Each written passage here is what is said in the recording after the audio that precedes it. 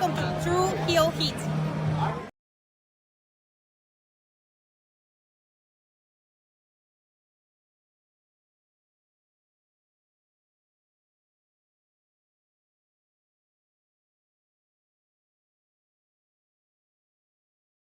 What's up, True Heel Heat? True Heel Heat. What's up?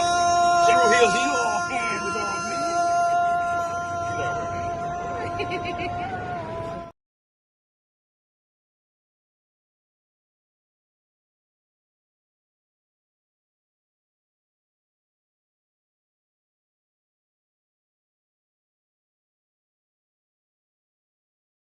Hello everyone, it's the hardcore legend Mick Foley wishing a nice day to everyone there, right there at True Heel Heat. Yeah!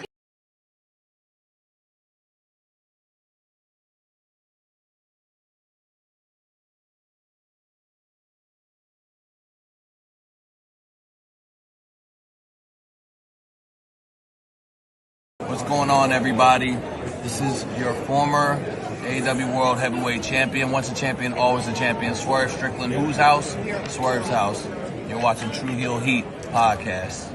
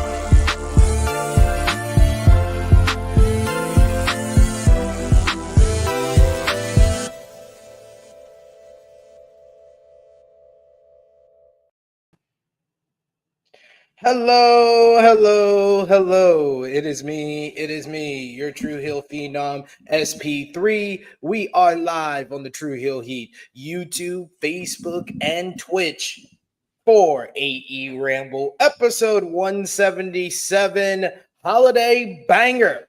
Reviewing last night's Holiday Bash edition of AEW Dynamite from Washington, D.C. for December 18th. And of course, to do that, it is Thursday, 1:05 p.m. Eastern Time, AEWramble, the best AEW Dynamite review in the land. So I am joined by the man of 56,000 subscribers. You go to him for your TV and movie reviews, as well as your honest criticisms of Tony Khan and All Elite Wrestling, and of course, his vintage Yankee fitteds. Shimmy Macram, how you doing? What's going on, ladies and gentlemen? I'm good. How are you? That's not stand-up energy. Yeah, I mean, you have less energy, even though we're starting an hour later. It just hit me like that long ass intro we got. It hit me. My 4 hours of sleep finally hit me. Well, 5 hours, I suppose. How the hell are you, ladies and gents? If you're just tuning in, I hope you have a good time. I hope we live up to your expectations. And if you're AEW fans like us, I hope you stick around every week. Don't forget to send super chats. It helps us, other creators on the platform. I never.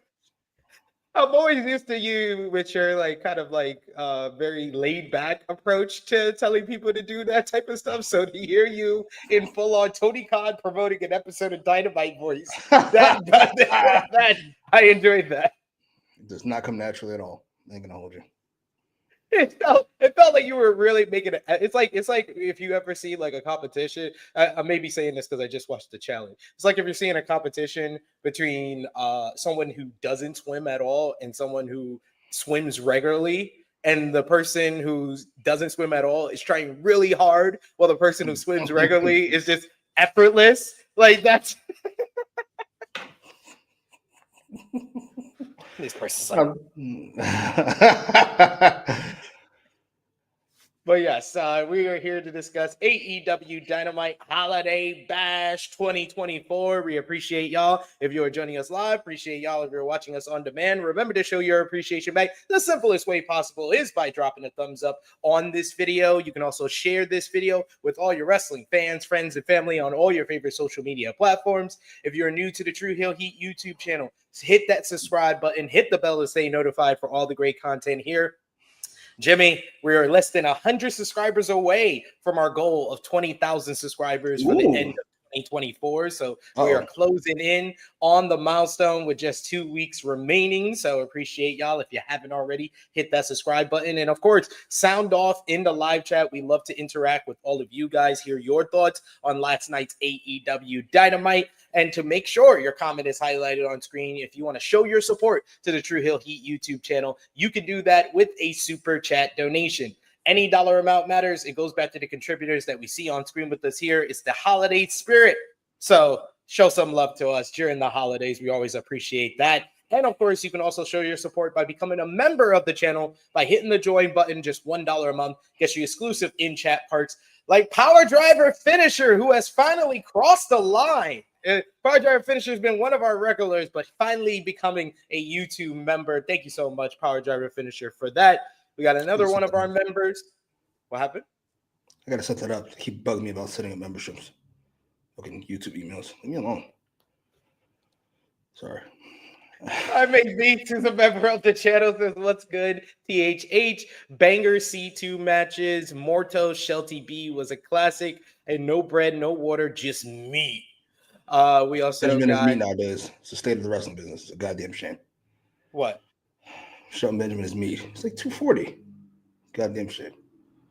I mean, would you look at him? Did you see how he... I know we're going to talk about it. Yeah, what? Just look at him. Oh, no. Some wrestler, that's it. I don't need to look at him. Fucking Google Shelton Benjamin? Well, thank you. Shelton Benjamin oiled up and sweaty. No, give Google eyes to Shelty B. You're be comfortable with your sexuality. But oh my God, I don't know. I'm going to mention it when I talk about the match. But goddamn, I still have like I have visions of him tossing motors into the air the same way he tossed Sammy Guevara, who is significantly smaller.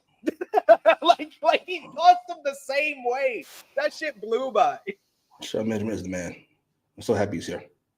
He might be this generation of AEW. Yes, I'm gonna make AEW sound a lot older than it really is. They probably this generation of AEW's Christian Cage. Oh, every 2 years is a generation. Sure, let's go with that. This generation. We got our newest member, Power Driver Finisher. This is Jimmy. Let me tell you something. I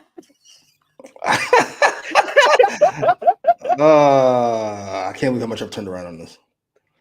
I need that to be his like catchphrase now. It definitely is. He's definitely doing it over and over again. 1990s, whatever. We'll get to it. Dude, these Jadakiss. What are we doing? Jada, wow. What? We got Joe who says Darby versus Ospreay was awesome. Like we did our whole preview of the Continental Classic, and that was the match we said to watch in the Gold League. But I didn't feel like it either really hit my expectations or exceeded my expectations because I love that match. I think it might be one of my favorite TV matches of the year. I've come to a conclusion about Ospreay that I love when he's forced to give a shit about somebody else's style. whenever he's left to his own devices, him and Fletcher, yeah, I said it. Him and fucking Ricochet, him and fucking who else? Oh, thank you. Him and Speedball. Good Lord. This is the greatest match ever. No, it isn't. Good Lord. But if he's against like Bryan Danielson, Swerve, Darby, it's just something it's completely different. Yeah. He's gotta fucking work like them. He's fucking great at everything, so it's fun. Yeah, it's like why did I not expect arguably the best in-ring performer in the business today and one of the top 5 greatest TV wrestlers ever to give us one of the best TV matches of the year? I don't know why I didn't expect that, but it exceeded my expectation. It's AEW this way, but all right, I get your point. I take your point. We have Big Man Dogs. He says, has Jimmy been replaced by a doppelganger? No, I got to do my part to get us to 100. People come in the first 10 minutes, so they stick around. It is. That's true. You got to do these type of things. Pull back the curtain. You got to do these type of things at the top of the show. Sometimes you got to do it in the middle of the show if you get more people coming in. This is how you do it. This is how you do the YouTube biz. I learned from the best over here, Mr. 56,000. We got I Make Beats. He says, I'm that guy who doesn't swim. I am too. Don't worry. I would fail at that swimming challenge. Jesus. A couple stereotypes here. All right. Fair enough. Lord. Goddamn shame. Fair enough. We do have a super chat donation here from Genesis J. Thank you so much, Genesis J. Always appreciate it. I'm serious. I'm not going to sit back and take this fucking shit.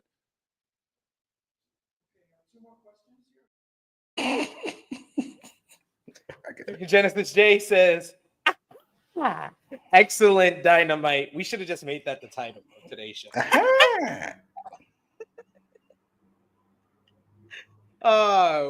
Yeah, a lot of people have been saying that they felt like last night's episode was one of the strongest in weeks for AEW. Well, that's not saying much. Yes to that. Yes, weeks. It feels like months. I ain't gonna hold you. I ain't gonna go back and check. Definitely a month, easily. We got Louisville who says, damn good Dynamite. We also got I Make Beats who says, Jimmy, he was powerhousing Mortos. That's some meat. All right. Let's take it easy. Louisville says that reversal into a running power Sam. This episode had some of my favorite reversals. I'm sorry, the Stormbreaker into a Scorpion Death Drop. I'm gonna be thinking about that for like a day and a half. It was a different arena too. Crowd was the same though. Well, a little better, I would say. Yeah, because it was a smaller arena. I think the arena hold like 4,000, and they got about close to like 3,000 in there. So it sound better. It's presented better. So it makes sense. We also got here. Yes, we did, Eddie James. I have the report up here because it was announced earlier today in a press release. Max promoted AEW's upcoming arrival to the Max streaming service and provided some details. AEW Dynamite and Collision will, of course, be simulcast live on Max starting on January 1st. Fight for the Fallen edition of Dynamite from Asheville, North Carolina. The shows will still air on their regular broadcast homes, in addition to the new way to watch. Dynamite and Collision will also be available to watch on demand on Max after their live airings. The press release notes that all Dynamite episodes from 2019 to now, along with all AEW pay-per-views from that year, will be available for Max subscribers. Actually, all Dynamite episodes just from 2019, along with all the AEW pay-per-views from 2019, will be available for Max subscribers to watch when AEW launches on the service on January 1st. In addition to that, so will the past couple of months of AEW television programming. The remainder of the library will be added, quote unquote, on a rolling basis. So pretty much, I don't know if you guys remember, I sometimes have a better memory than a lot of us, even though I do smoke as much weed as a lot of y'all out there.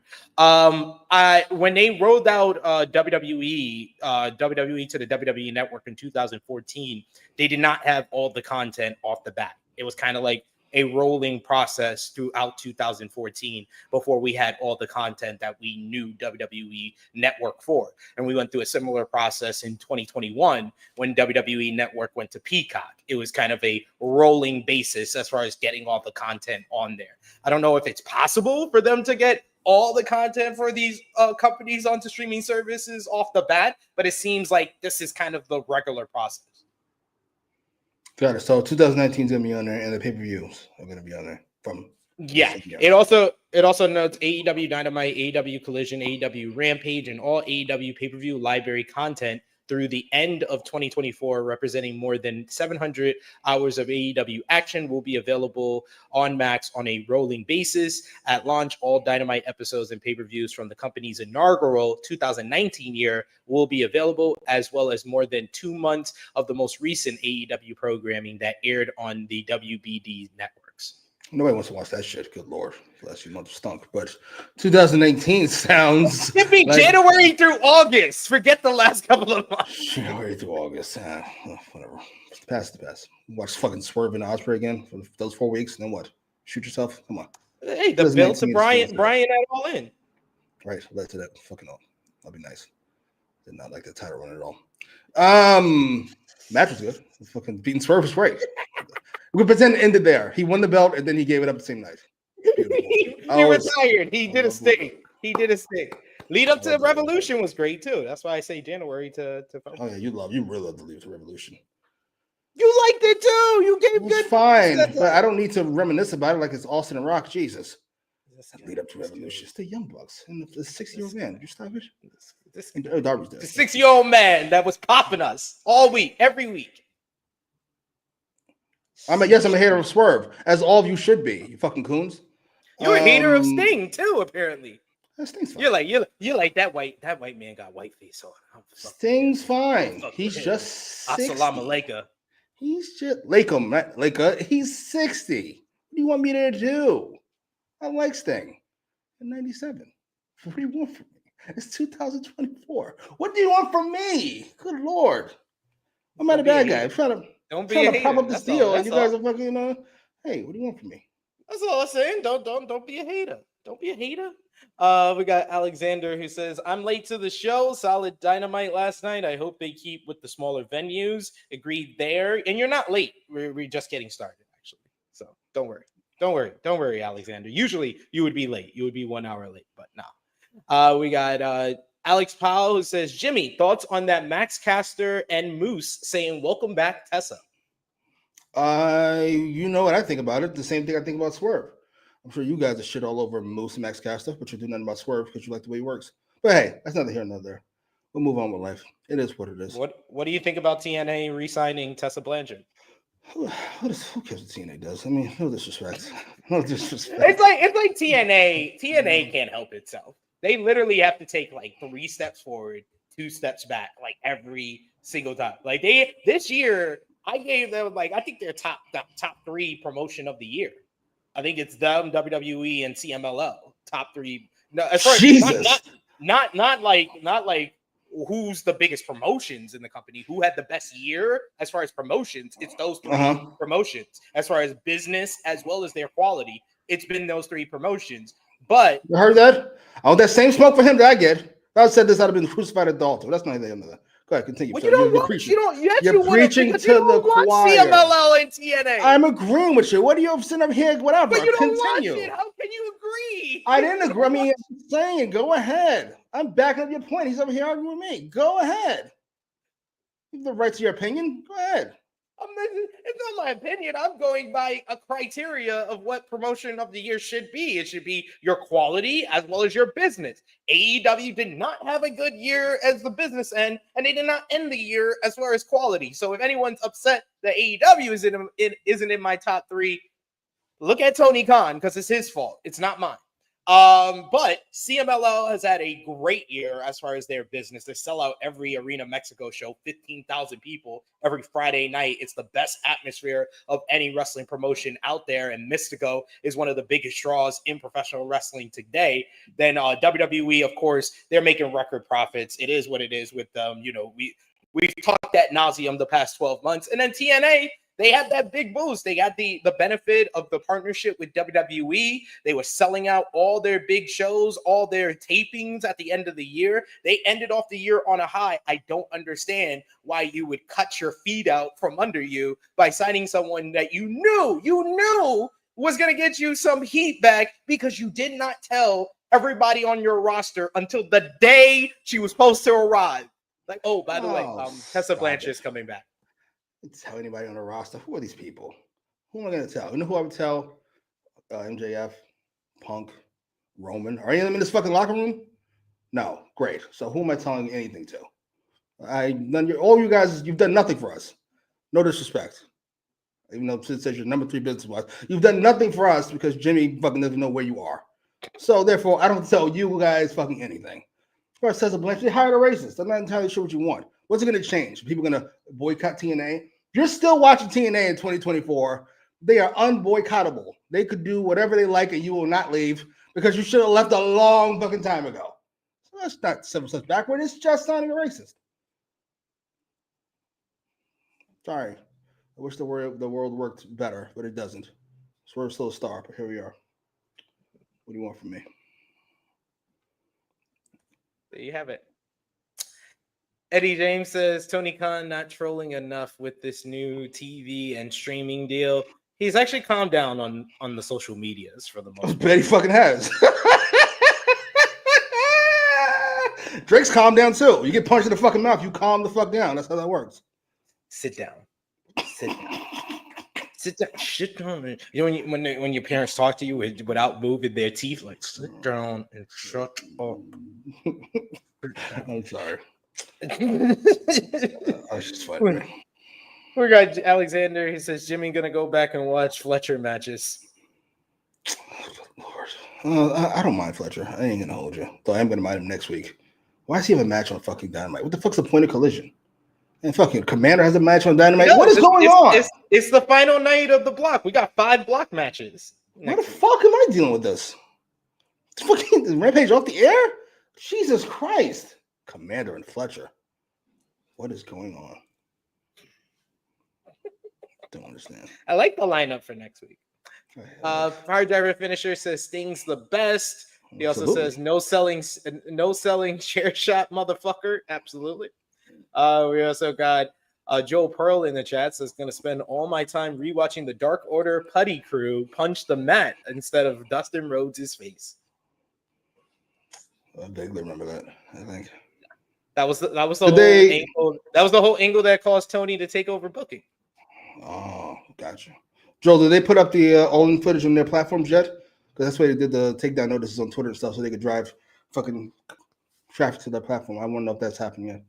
I forget. Joe better invite you back on In the Weeds so he could just apologize so you could stop dragging this. Eddie James says Moose is the real life Toby from Roots. Y'all are wrong. I love that. Where was this smoke for Swerve? This is what I'm saying. Do you see what I'm saying?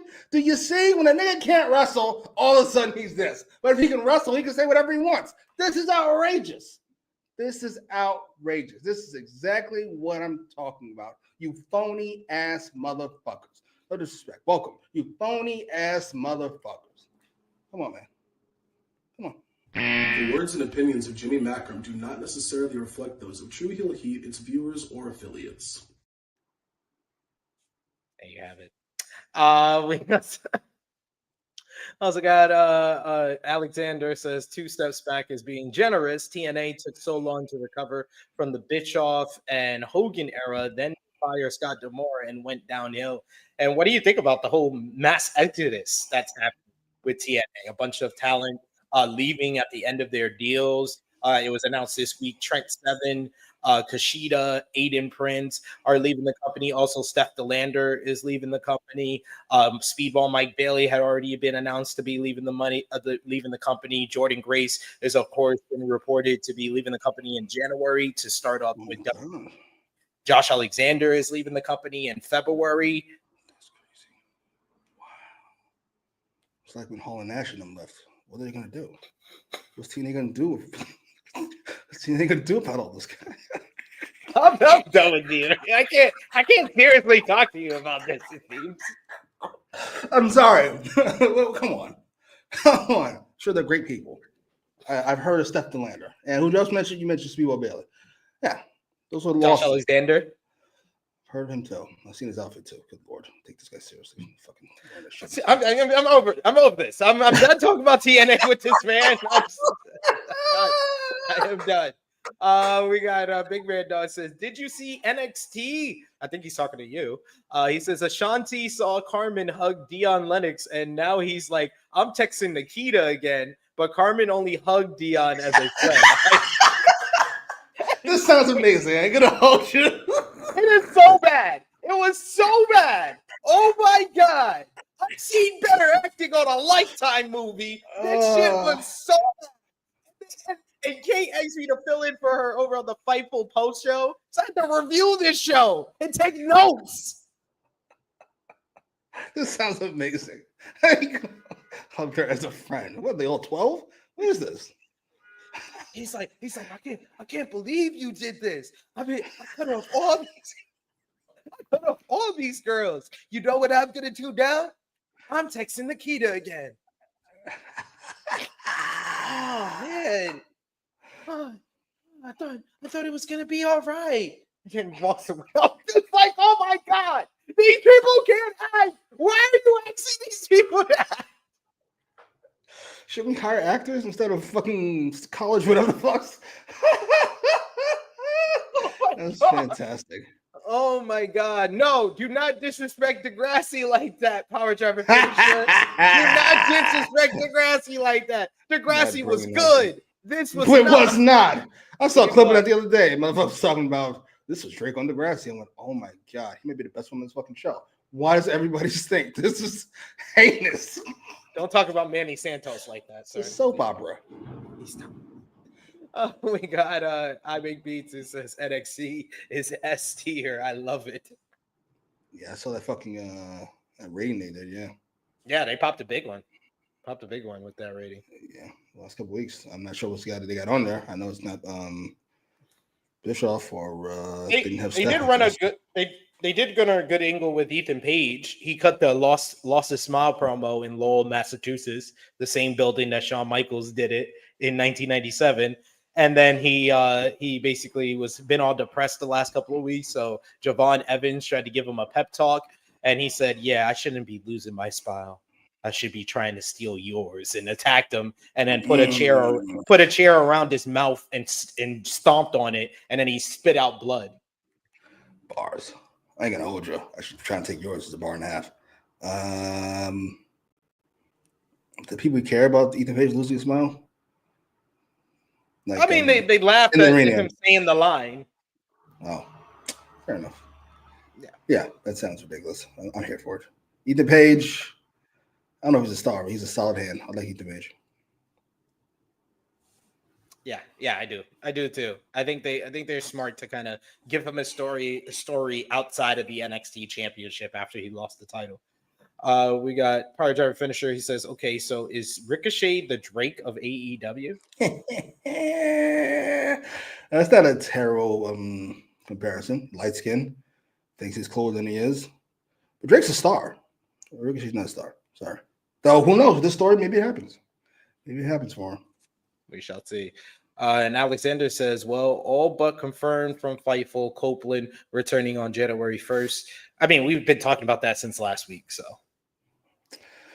Yeah, I'm happy Edge is back. Well, coming back. He's another piece of the puzzle. This roster's kind of a mess. Dude, I was gonna talk about our tier list, our 4-hour tier list that is now 2 parts.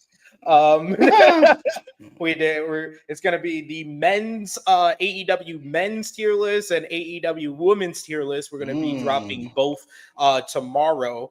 But damn, like I showed Josh when we did our WWE tier list, and I was like, this is like a whole roster of people, and niggas always hurt.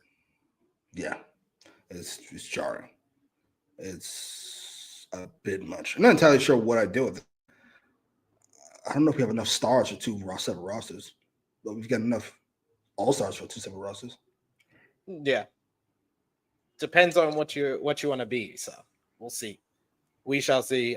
We got a super chat donation here from Genesis J. Thank you so much, Genesis J, for the support. As always, you guys are awesome today. Appreciate that.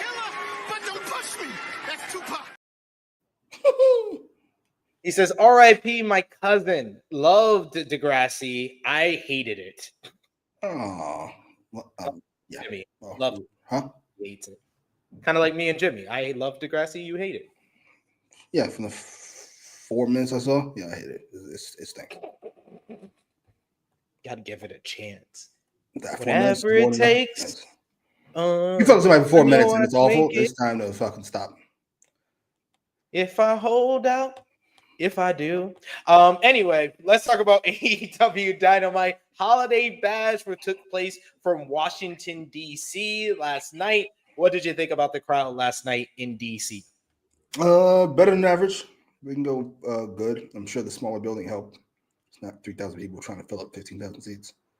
Yeah, solid. Yes, it looked good, and it looked good on TV as well. And the crowd was lit up. In more ways than one, due to what I thought of the quality of the show, and as far as the crowd being, the lights being on the crowd, it felt like a 2019-2021 AEW Dynamite episode, just on presentation. Yes. I think less people, though. I get your point. Yeah, but just on presentation, seeing the crowd loud up, hearing them sound loud, it helped. We have one more super chat donation before we get into the actual show. Thank you so much, Will Chisholm, for another super chat donation. That's why we're going to give you the floor, and we will. Listen up, you prick. Will says that Mariah May promo was tippy-toeing on racism. To be fair, Mariah May's whole character is very much elitism more than racism, but elitism can lean racism, to be fair. Yeah, I liked it. I'm big on subtle racism in wrestling promos. I just am. Sorry. That's my favorite thing. JBL, whoever. How am I supposed to know to hate him if he's not racist? It's just great. Street trash. It's just awesome every time. It just is. Subtle racism. Oh man, it's always great. I've been really enjoying Mariah May's work as of late, but we'll get into that for sure.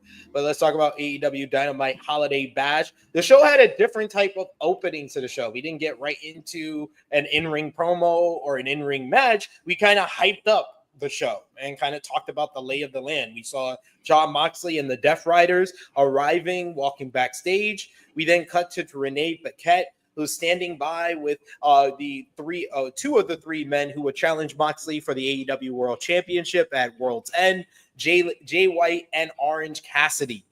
She asks them what they're more focused on tonight against the Death Riders or their match at World's End.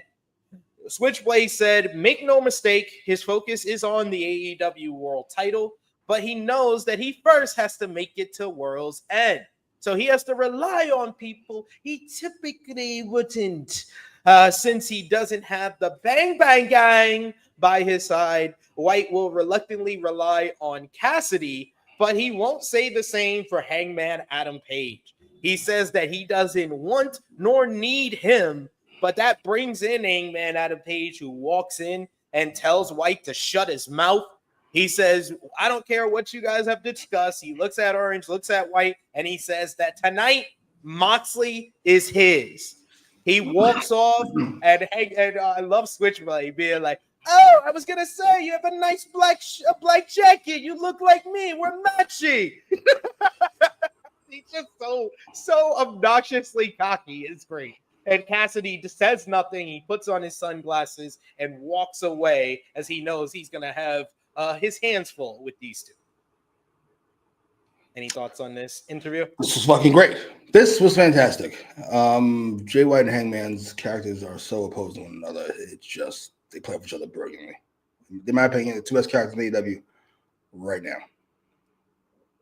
Yeah. I can't argue with that at all. Big Man Dawes says it really is odd how Dynamites keep having such different opening formats, but personally like this one. I think that for a show that's kind of like reestablishing themselves after kind of an inconsistent run, I think it is cool to kind of have different opening formats. I think that we as wrestling fans have gotten so used to when WWE was the only show around, and literally every Monday Night Raw, every SmackDown was pretty much the same. You knew that they were going to open with an in-ring promo. Whenever they did open with a wrestling match, you would be like, oh, wow, that's cool. That's different. That's cool. But then they would just go right back to the opening promo style format. I want a wrestling show that I won't know how they're going to open the show. And I did get kind of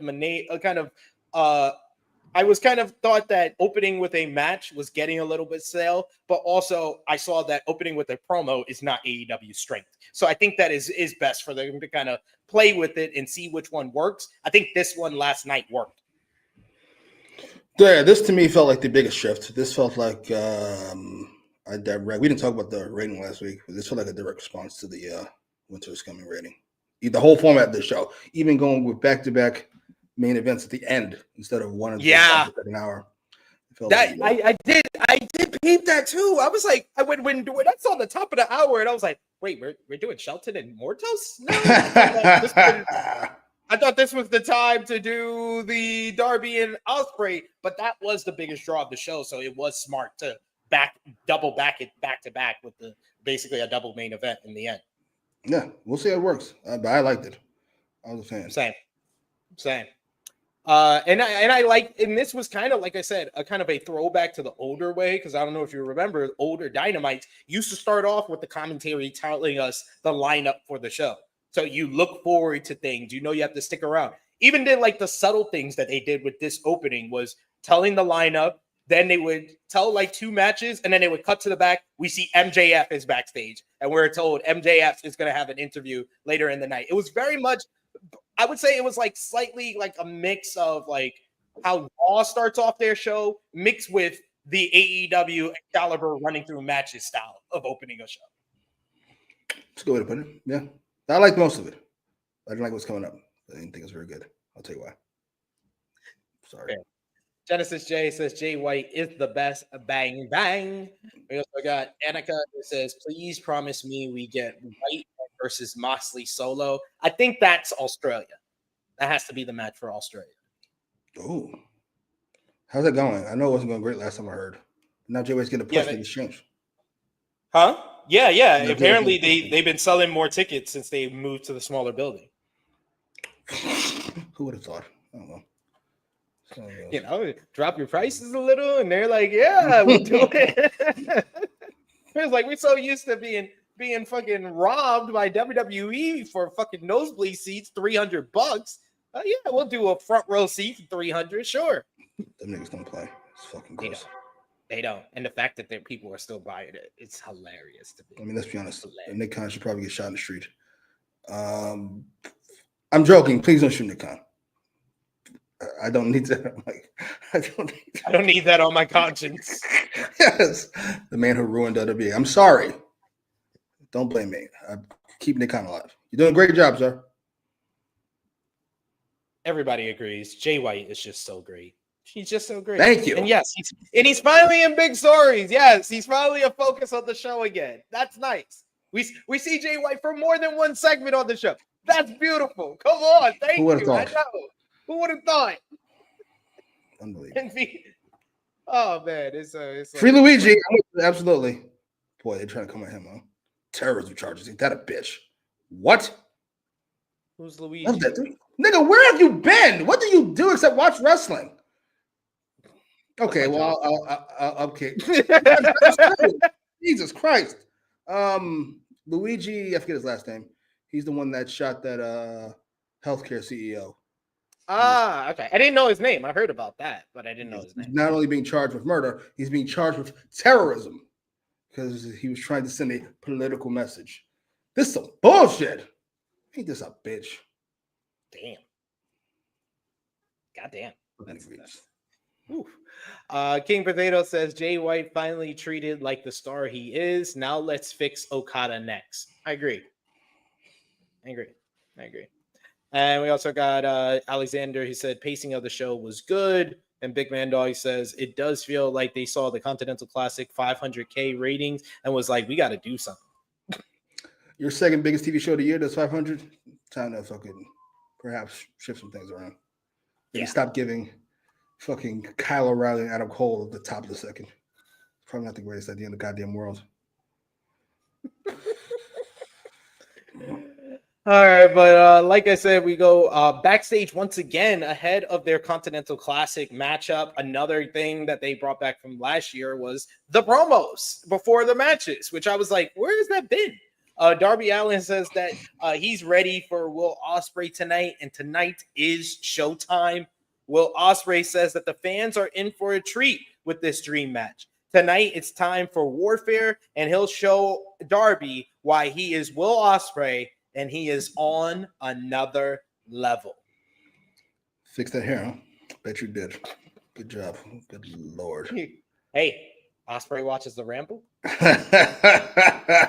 The promos are fine, but this is always my least favorite part of I'm not even sure they still do them. This is my least favorite part of Punk's Collision. Those promos in the beginning. They sound so stilted. I hated them. But this is fine. Yeah, it is what it is. I liked it. I like any hype for the big matches on the show, and they hyped the two main events of the show right off the start. So I enjoyed that.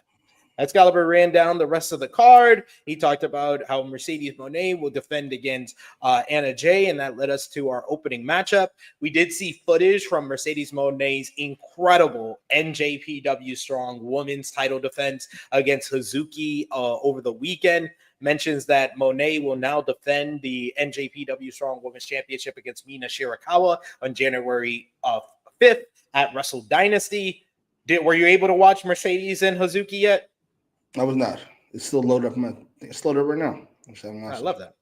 I love that. Well, we will ask you next week it's on YouTube, by the way. Before they take it down, so just you all find it. Oh, they did? On YouTube. Oh, yeah, I forgot they do put that. They do put a lot of. I don't know if they did. It's a terrible. Oh no, it's someone else. Yeah, I would watch it right now if you get the chance. Dude, I will give you a link where you don't have to watch shaky camera, cam footage. Like, relax. Damn, dude. You could have just said, "Hey, give me a link." Like, just say that. You don't even have to be nice. Just say, "Give me the link." I found it. Yeah, this is it. No, I don't want you to watch it off shaky fan cam. You gotta watch it like that's her. You watch it on a laptop with binoculars, like. But that led into the opening matchup. Mercedes Mone defending the TBS Championship against Anna Jay. When did Anna Jay become so popular in Washington, D.C.? Because goddamn, these fans were behind her in this matchup. They really a lot of bugs in D.C. True. They really wanted her to get this matchup. I love the touch. I don't know if you noticed with her ring jacket. It was very reminiscent of the Mr. Brody Lee Dark Order gear. Mone fakes a handshake and instead slaps Anna in the face before cowering in the ropes. Jay bridges out of an early pin attempt, but misses a lariat, allowing Mone to hit the three amigos early on, getting control of things. She does her little dance. She goes to the top rope for the frog splash, which allows Jay to move out the way and hit a thrust kick and a flipping DDT for a 2.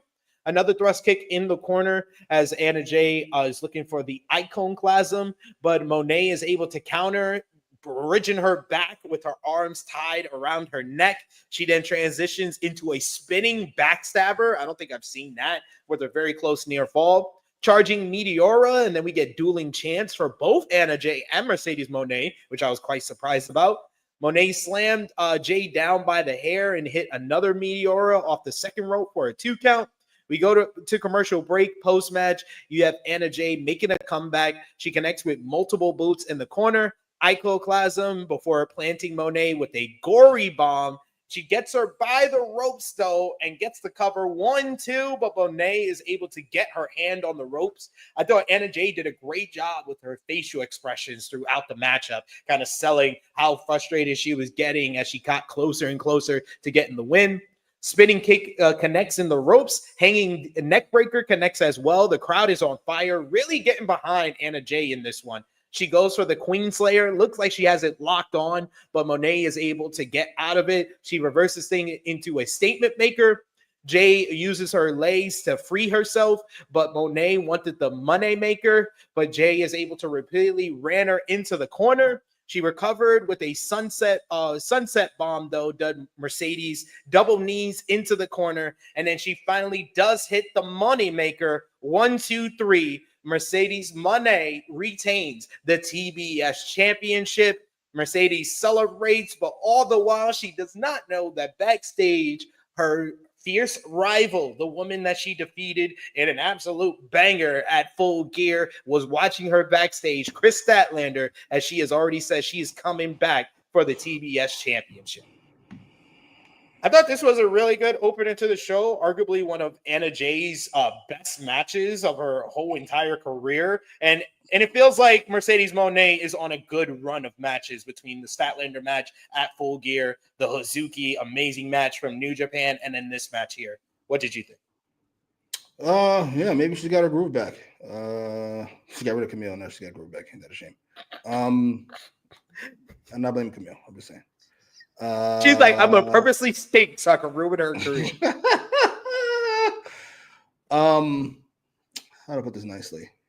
I have been chalking up her great performances up to her opponents, but Anna Jay, I don't think any of us would say she's in Statlander's class. So let's say that Mercedes is on a roll.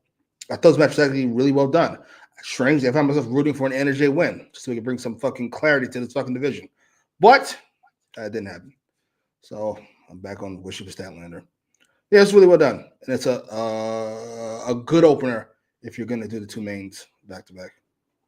Yeah, I agree too. Alexander saying, was the match better than Statlander versus Mercedes? No. I think it's talking about the Hazuki match. Oh, Hazuki? Yeah. Yes, it is. It is. Jesus. There's only one women's match this year that I think that is on par, if not better, than Hazuki versus Mercedes, and it's Io Sky. Io Sky back in Japan. It was Io Sky versus Tommy Hayashita from Marigold. That was the best. The Hazuki and Mercedes was the best women's match in the United States this year. Jesus. Yeah. I'm that confident in saying that. And I loved Willow versus Statlander. That's a close second for me. But that match was just a notch higher. I'm going to drop my star ratings today. I forgot to drop them yesterday. So you will see. Maybe, I assume it's 5. We give everything 5. I got to assume it's 5. Hey, we'll see. We shall see. We shall see. I better not get no fucking speedball match. I'd be very annoyed if I get another speedball. It's 5 and it's fucking 4. Like, what? Where'd the other star go? Jesus. Well, you know you're not going to get the 5 from Dave tomorrow. Dave's not going to give it 5. If Dave gives it 5, then you know it's really good. Because you know he don't like he like Tony Khan. I don't like him. He's like, look at these badges go. Look at these badges go. Oh my God. We got Genesis J who agrees with me, saying Mercedes versus Hazuki is a match of the year candidate. We got Genesis J also says another great match from Monet. Anna Jay has been doing amazing. She's been much better. She's much improved this year. Yeah, Big Man does definitely. That's why I said.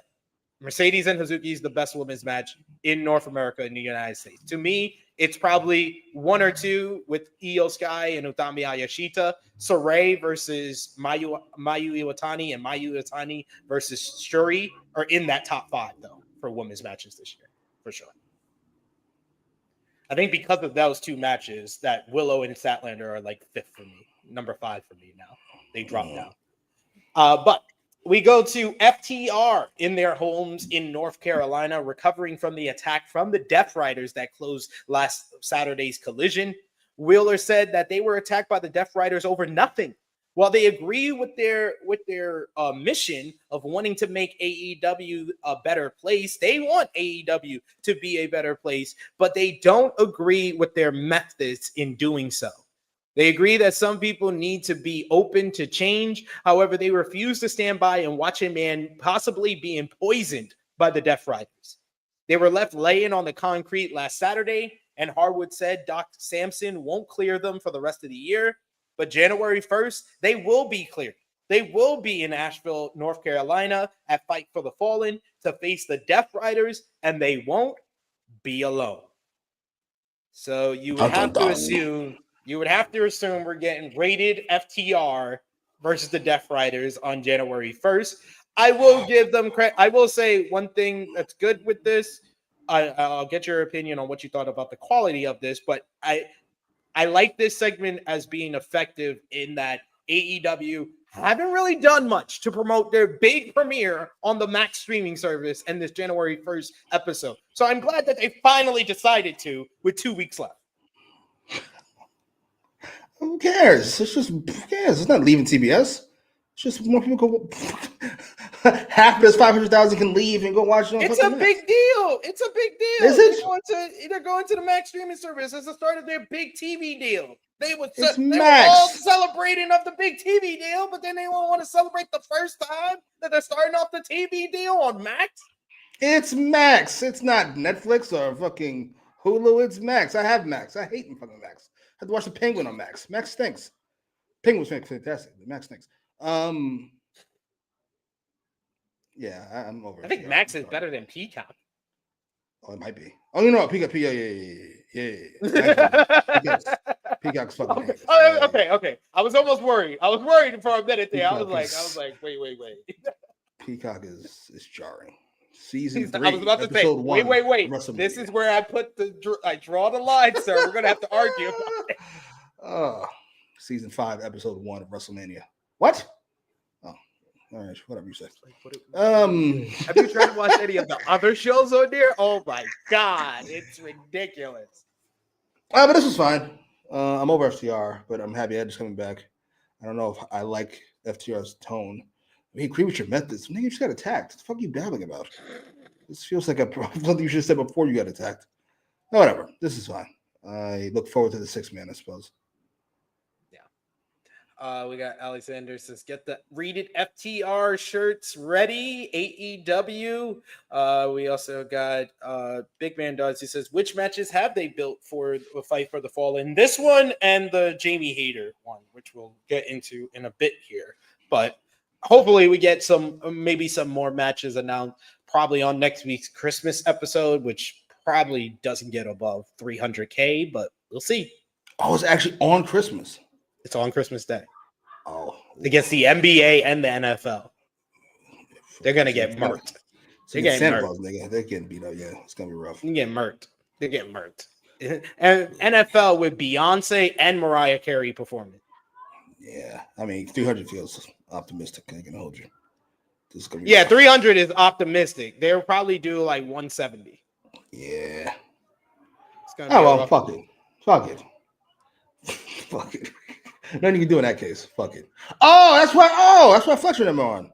Fletcher and Commander and them. Oh, okay. Yeah, they're filming it on Sunday. They're filming it on Sunday in New York. Feel free. I ain't gotta watch. I ain't gotta do the show. I'll be at that show. I'll be at that show live. Why? Why the fuck would you?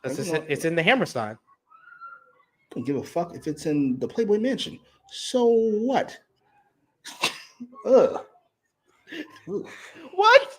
I want to see Ospreay versus Brody. I want to see Darby versus Ricochet. I'm down with those matches. Yeah, those be fun. Okada versus Shelton? Hell yeah, sign me up. Who's fucking Fletcher fighting? Fletcher is fighting Garcia, which should be a great match too. Oh god, yeah, sure. And Commander's fighting who? Commander's fighting Claudio, which should be fun with Claudio tossing this little nigga around. Fletcher and Garcia and Commander and Claudio. Good lord. Rampage ass main events. You don't get the fuck out of here. Oh. This we get MJF coming out to the ring. He gets booed by the fans in Washington, D.C. as he says that he doesn't care about opinions from disgusting people from D.C. Not wrestling anymore.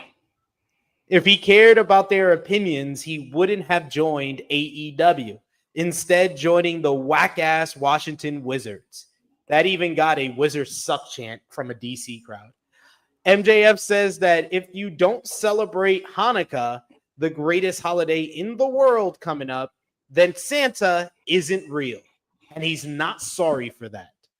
This got a Santa chant as MJF says, well, he wants to get serious. He wants to bring up a fundraiser he started. He used fake tears and had sad music play as MJF looks in the camera saying, picture this. A small baby next to you. It needs food. Imagine it's this baby. And we get a shot of a digital, super skinny, yellow Adam Cole on a photo on the screen, telling viewers to scan the QR code on the screen to order World's End and to help out his charity. If you do that, he can put this malnourished yellow child out of his misery. This brings up Adam Cole on the Contron, and he says that he wants to give MJF a heads up. He had a meeting with Tony Khan, and Cole says that if he wants to grab the Dynamite Diamond ring and use it before the end of the match, there will be 2 men to make sure that doesn't happen. Matt Taven and Mike Bennett walk in, and he calls MJF a dead man and says there's one more thing he forgot to say. Is he kicking his ass yet? Cole was shown behind MJF as it was a pre-recorded video. He super kicks MJF. He sets him up for the Panama Sunrise, but MJF bails out of the ring.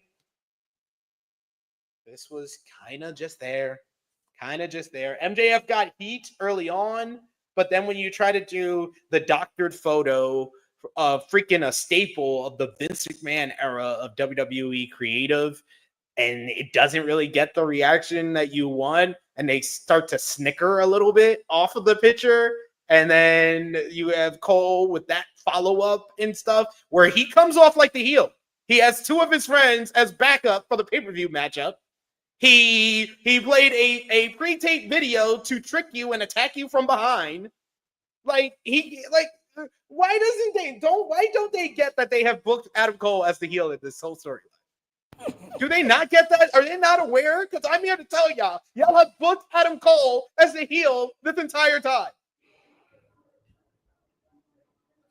I don't want to be too rough on MJF. He just got back. He's trying to get into the groove.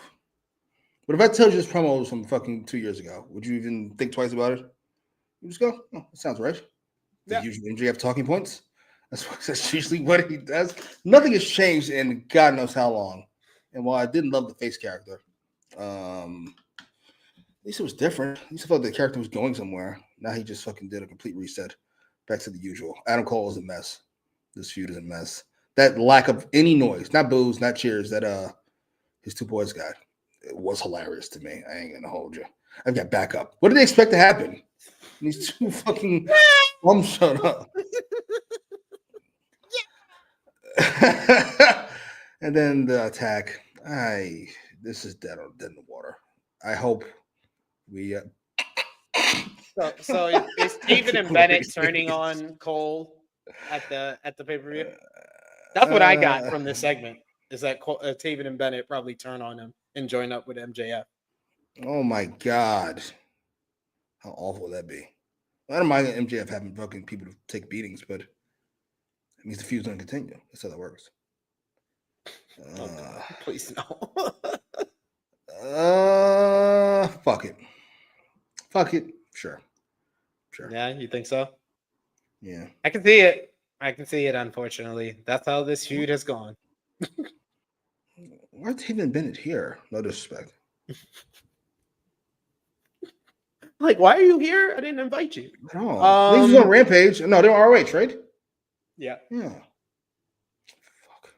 Whatever. We go backstage to Jamie Hayter, who says that you can't fight what you can't see, and calls Julia Hart a coward. Hart returned on Collision last week after Jamie was done with her matchup with Willow Nightingale, and she says that it was a sneaky move, but messes sent. Hayter then says that she is ready to face off with Julia Hart, and she will face her in a match at Fight for the Fallen in 2 weeks' time, so they could settle this once and for all. I've been liking the fact that they've been featuring Jamie Hayter on both shows more regularly as of late. If I showed you this picture 3 years ago, could you tell me who that is? Could you tell me that's Jamie Hayter? Dead ass. Would you say Jamie Hayter, or would you just stand there staring at it? I would say Jamie Hayter. You absolutely would not. What the fuck? She looks like a different attractive woman. Who is this? A different attractive woman. A different attractive woman. Yeah, good promo. Jamie's a good promo. I don't like this Julia Hart match. I assume Jimmy's gonna take the loss to Julia coming back. Really, I don't know. We'll see. I'm not big on this. We shall see. Commentary, we go back to the arena and commentary talks about how Kenny Omega's road to recovery has been going well, and he has an upcoming match at the Tokyo Dome at Wrestle Dynasty. A video package is then shown saying that Kenny Omega will be back in AEW very soon. We see various clips of the cleaner, and then at the end of the video package, a Omega symbol is shown. Excalibur says that he can't wait to see Kenny Omega's return to AEW, and it came off like it was a tease that he's going to be coming back in North Carolina.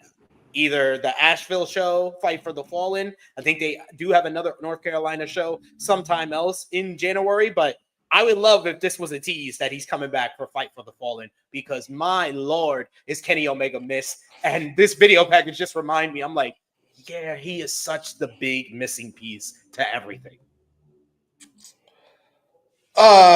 Yes. Sadly, I don't know when I want him to come back. He needs to come back big. I think he's been out so long, you kind of get a do-over with Kenny Omega. You can kind of give him a big restart. He's truly like the gigantic star that he is.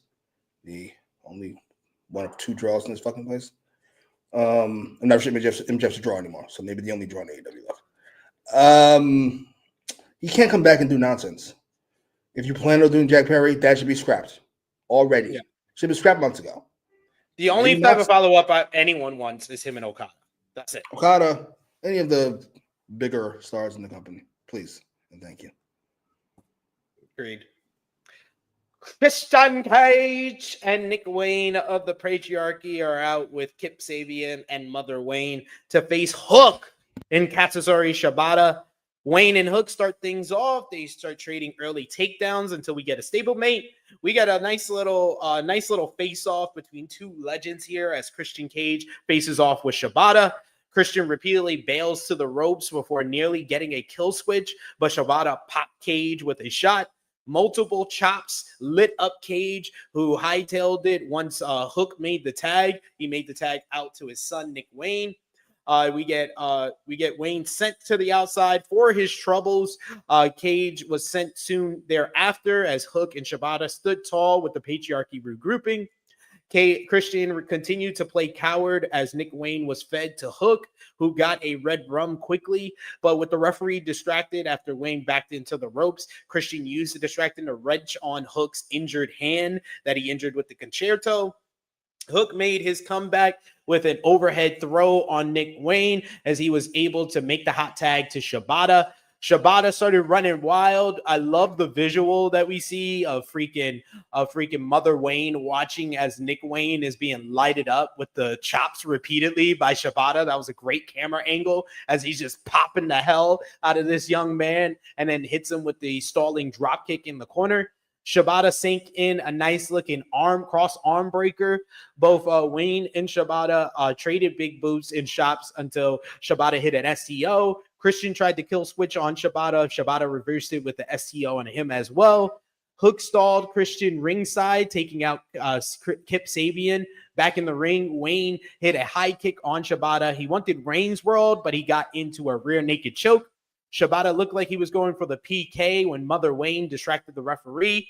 This allowed Christian to come in and rake Shibata's eyes. He hits a kill switch. He puts Nick Wayne over Shibata, who doesn't even know where he's at, but Nick Wayne gets the 1-2-3. The Patriarchy get the win. Post-match, Christian and Mother Wayne screamed at Nick to get out of the ring so they could escape before Hook recovered. This was fine. Probably the weakest match on the show.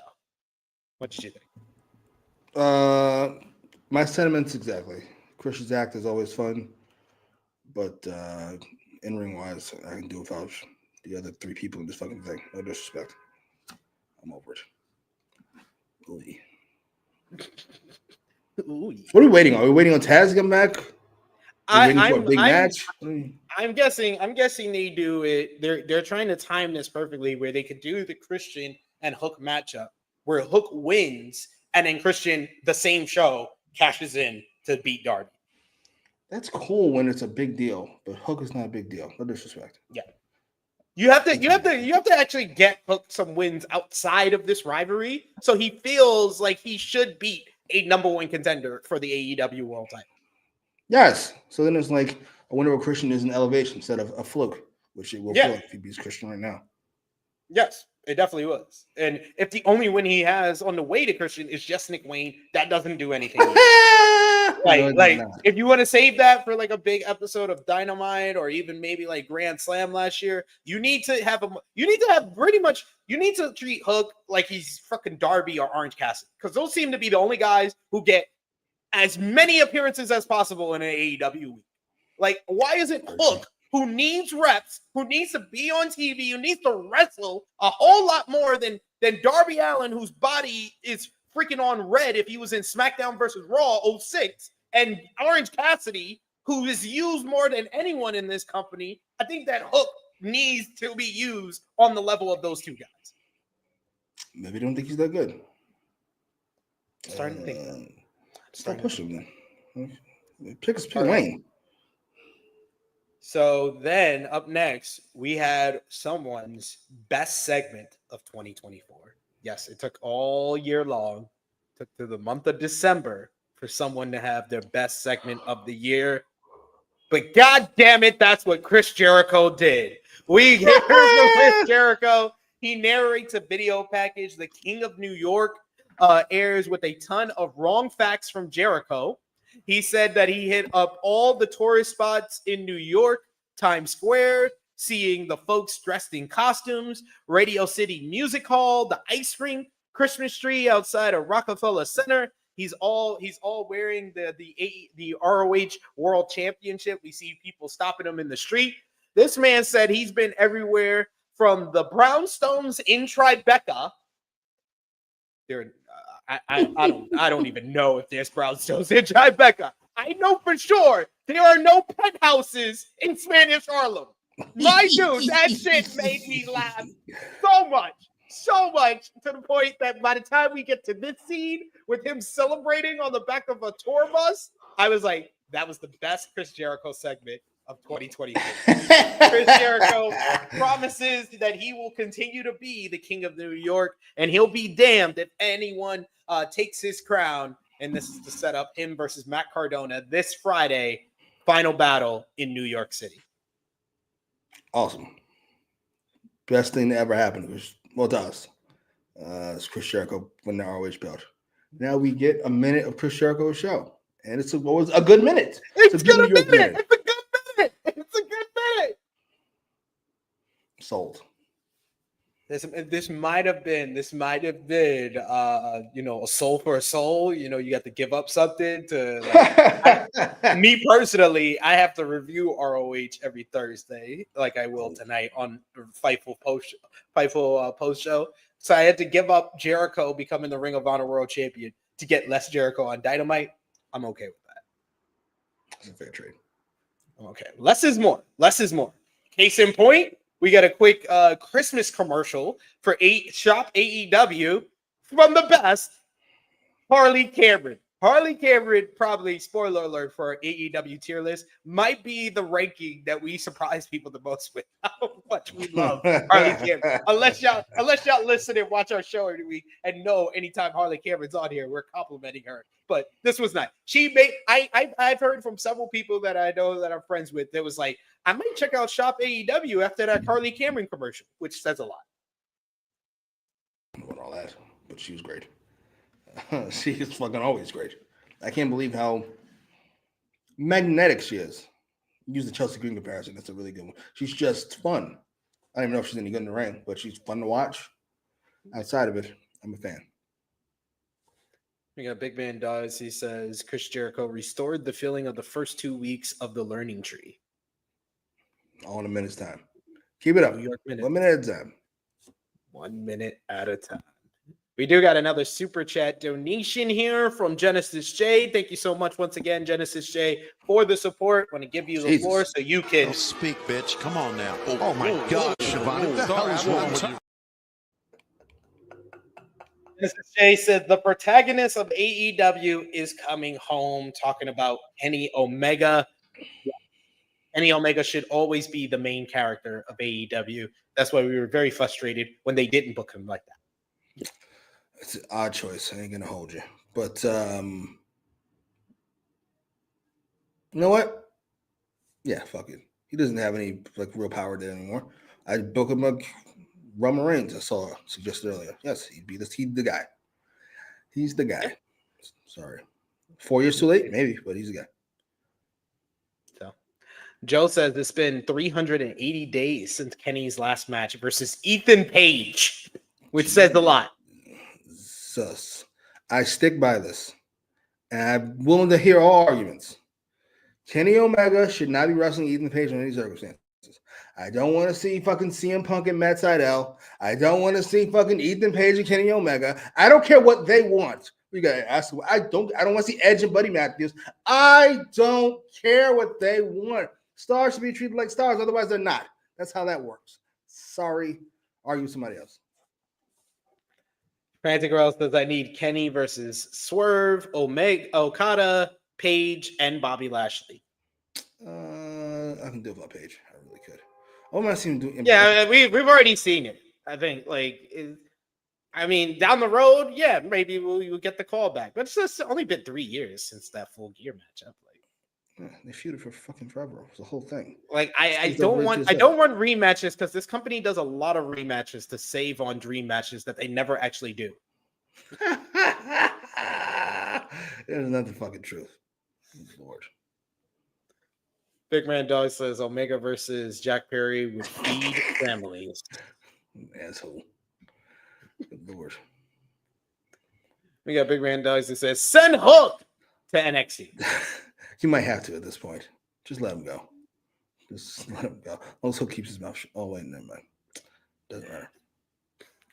Do you think Samoa Joe's going to get into this feud, X's Alexander? Is Joe coming back soon? He's done filming Twisted Metal. Why would I want Joe? I gotta be honest. I don't want Joe near these people. I ain't gonna hold you. I don't know what I'd do with Joe. Maybe Lashley. That seems fun. Ooh, yeah. Yeah. They did feud in TNA, but that was in 2009, to be fair. Jesus.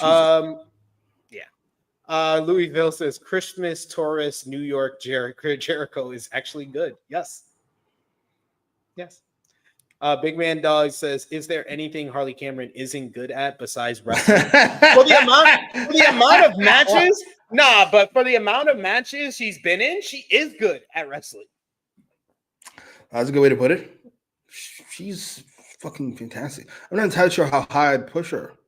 Maybe Chelsea Green. I'm not thinking about it. She might be secondary champion level. Not now. She's still maybe like a year. She'll be in like TBS championship. Yeah. Contendership. Mercedes Bun moved on to the top title. Wait, why would you move? And we can actually make the TBS title the mid-card title. Why would you move the biggest woman in the company to the top belt? I don't understand that logic at all. It's not making a whole lot of sense to me, but whatever. I respect your opinion. You sound like Tony Khan.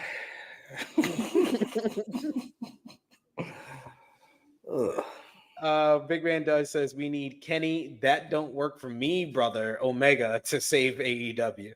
Absolutely. We need Kenny to sit in a room with Ospreay and be like, "How do you do politics?" Right? Just add bruv to your thing, and it's all good.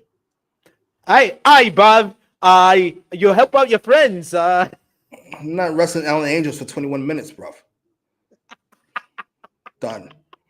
Fuck. We get another video package on Bandito. This time, it is a highlight reel of his in-ring competition. We're not told when his return will officially be, but I'm liking the vignettes to build him up. It seems like they care about his reintroduction into the company, and we got 2 vignettes for people coming back, which is more than we've gotten in AEW, I think, ever. Yeah, this is a really motivated show. They need more. I was going to say more shitty ratings, but even shittier ratings. This was very much a show of, hey, each of our segments is promoting something that's coming up as well. We can get something done that's good on this show, but we also have to have something that we're promoting for the future. If it's World's End, it's World's End. If it's Fight for the Fallen, it's Fight for the Fallen. If it's a return, it's a return. I like that. Yeah, it was really well paced. Didn't feel rushed. I was enjoying the show at this point. And then you would enjoy it even more because Mariah May came on your screen. Mariah May asks why Thunder Rosa wanted to become a wrestler while she was a social worker. Was it to make the community proud? Well, I hate to let her know this. A hero is just a dreamer who hasn't realized they're dreaming. A hero. She spent her entire career looking after herself, which has worked out pretty well, if you ask me. If I was around here 4 years ago, Thunder Rosa wouldn't have even been hired. May accepts the Tijuana street fight and tells Thunder Rosa to bring her father. She says that she loved to end 2 generations of Rosas in one night. May questions, though, that choice because she's not inviting her parents to come to World's End. She says if failure runs in the family, she won't bring her own father to World's End as she doesn't want him to see what she'll do to Rosa. This girl is just so good. She's just so good. These pre-tapes, she's getting up there on the pre-tape level. Because this is the second one where I was just like, yeah, I'm sorry, I can't give you a plus, but I got to give you an A. You get an A for this pre-tape. Like it was the one before the Anna Jay rematch. I think it was like it had the kind of like colored background and stuff that she did well. The pre-tape with Mina Shirakawa when she attacked her, that was good. And the other pre-tape when Mina came up to her with the champagne bottle, and then this one here. It's true. I would like to see her in front of crowds a little more. She still feels like a secondary champion. I ain't gonna hold you, and it's bugging me. I think they should do it in New York. I think she would get a good reaction. Yeah, New York fans are, I was gonna say smart, but wrestling fans are smart. But like smart for wrestling fans. Yeah. So. Yeah. No respect. Love you guys. Genesis J, who says Mariah May promo, clapping emojis. We also got Frantic World, who says Mariah May looked very good last night. Okay. We got Louisville says, is her character supposed to be IRL Tessa?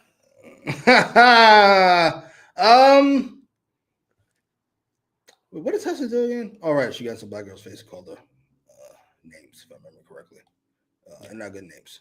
I don't know if I can go that far. Maybe like a softer in real life Tessa. Tony Schiavone is in the ring. He welcomes Ricochet to the ring ahead of his match with Will Ospreay this Saturday on Christmas Collision. Schiavone brings up the change of demeanor recently for Ricochet in his last match against Brody King. And Ricochet says yes, but didn't it look good on him? Before he can say anything else, the Hurt Syndicate make their way to the ring. Huge pop for the Hurt Syndicate theme music. They make their way to the ring, and Ricochet gets on the mic, and he says that they all look good. Collectively, they look great.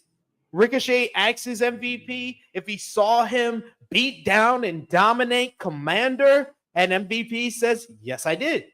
Well, did you see me last week get the job done against Brody King? And he says, yep, I saw that. And he says after tonight, maybe Shelton can have 6 points and maybe they can face each other in the finals. Ricochet said that Ospreay will be shown a whole nother side of him on Collision this Saturday. At that point, MVP asks to see the business card he gave Ricochet. Ricochet shows it to him. Bobby Lashley immediately yokes up Ricochet right by the chin. MVP rips up the business card, saying no one likes a kiss ass. The offer is apparently revoked as Ricochet just slowly walks out, saying that he'll talk to them later.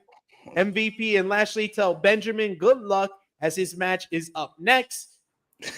What did you think about this segment here? I was like, why is this the most personality Ricochet's ever showed? He just gets punked out at the end. But if I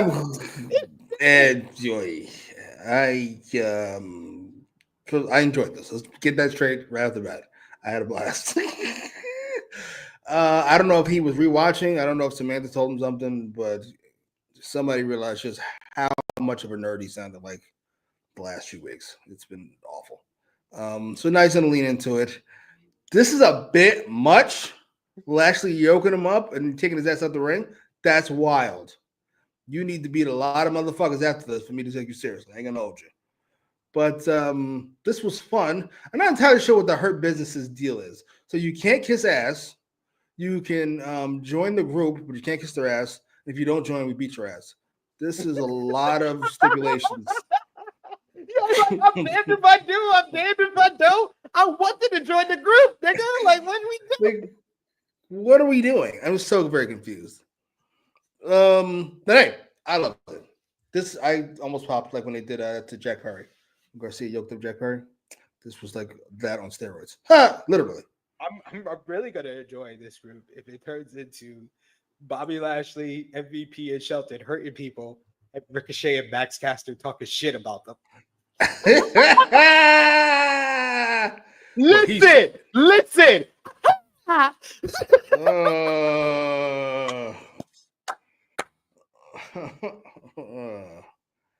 I'm here for it. I'm all here for this. Sign me up. This was great. I'm not just great for Ricochet. This was great. This is really good to me. We got Alexander who says Ricochet with his Jadakiss last beat killing me. Yes. Discovered Jadakiss in 2024. This is insanity. What the fuck? We got a super chat donation here. Thank you so much, Chuck Berries, for the support. We appreciate you, good sir. Weapon in hand, too. And Blackpool Combat Club, they better wear out Kenny as long as they can. Hangman's going to come out here. My God, it's so fucking heinous. Chuck Berry says, love the rejection of Ricochet because they hurt people and he couldn't hurt a fly. And the laugh sounds more like Raj from What's Happening than Jadakiss, in my opinion. Gotta go, y'all. What a deep cut. Holy shit. What's happening? He said Raj from What's Happening. God damn it, that is the deepest of cuts. Yeah. Ricochet just doesn't fit in any way with that new stupid finisher he has. I liked all this. I ain't gonna hold you. I liked it. Again, look, Ricochet's got a girl already, so he doesn't have to worry about being embarrassed with the bitches. No, because this would definitely make you bitchless if this was your character going forward. I think the bigger thing though is that Ricochet wasn't connecting like they probably hoped or he hoped for because he was the same character. He just left at least say for example, Dean Ambrose is not Jon Moxley. Dean Ambrose leaves WWE and Jon Moxley becomes a whole different guy in AEW. The Chris Jericho who was walking around with the scarf and the list is not the same Chris Jericho that started off as a little bit of the bubbly and Le Champion. It had the humor, but it wasn't the same as what he was in WWE. Swerve Strickland, for everything that he was, and it is similar to what he was as Isaiah Swerve Scott, but hit and roll Swerve Strickland is not the same to the Swerve we have today, who's considered the most dangerous man in AEW. He wasn't that. He wasn't that when he was with WWE. And really looking at an example of someone who tried to play the same character that they were in WWE and learned after a while that they had to do something completely new to really get like the kind of the boost that they wanted from being in AEW. Toni Storm. Toni Storm came into this company, the same character she was in NXT, the same character she was on the main roster, the same character she was in the indies in Progress. She was the same one when she came in here, and she decided to switch it up first with the Outcast, and then finally found the character that kind of propelled her to her highest heights in Timeless Toni Storm. Like, You got to switch it up. You have to show some type of change coming over to AEW. I like this for Ricochet long term. Oh, certainly. Great shot, by the way, with Mercedes' character too. Yeah. Same fucking character. Yeah. This works. This works quite a bit.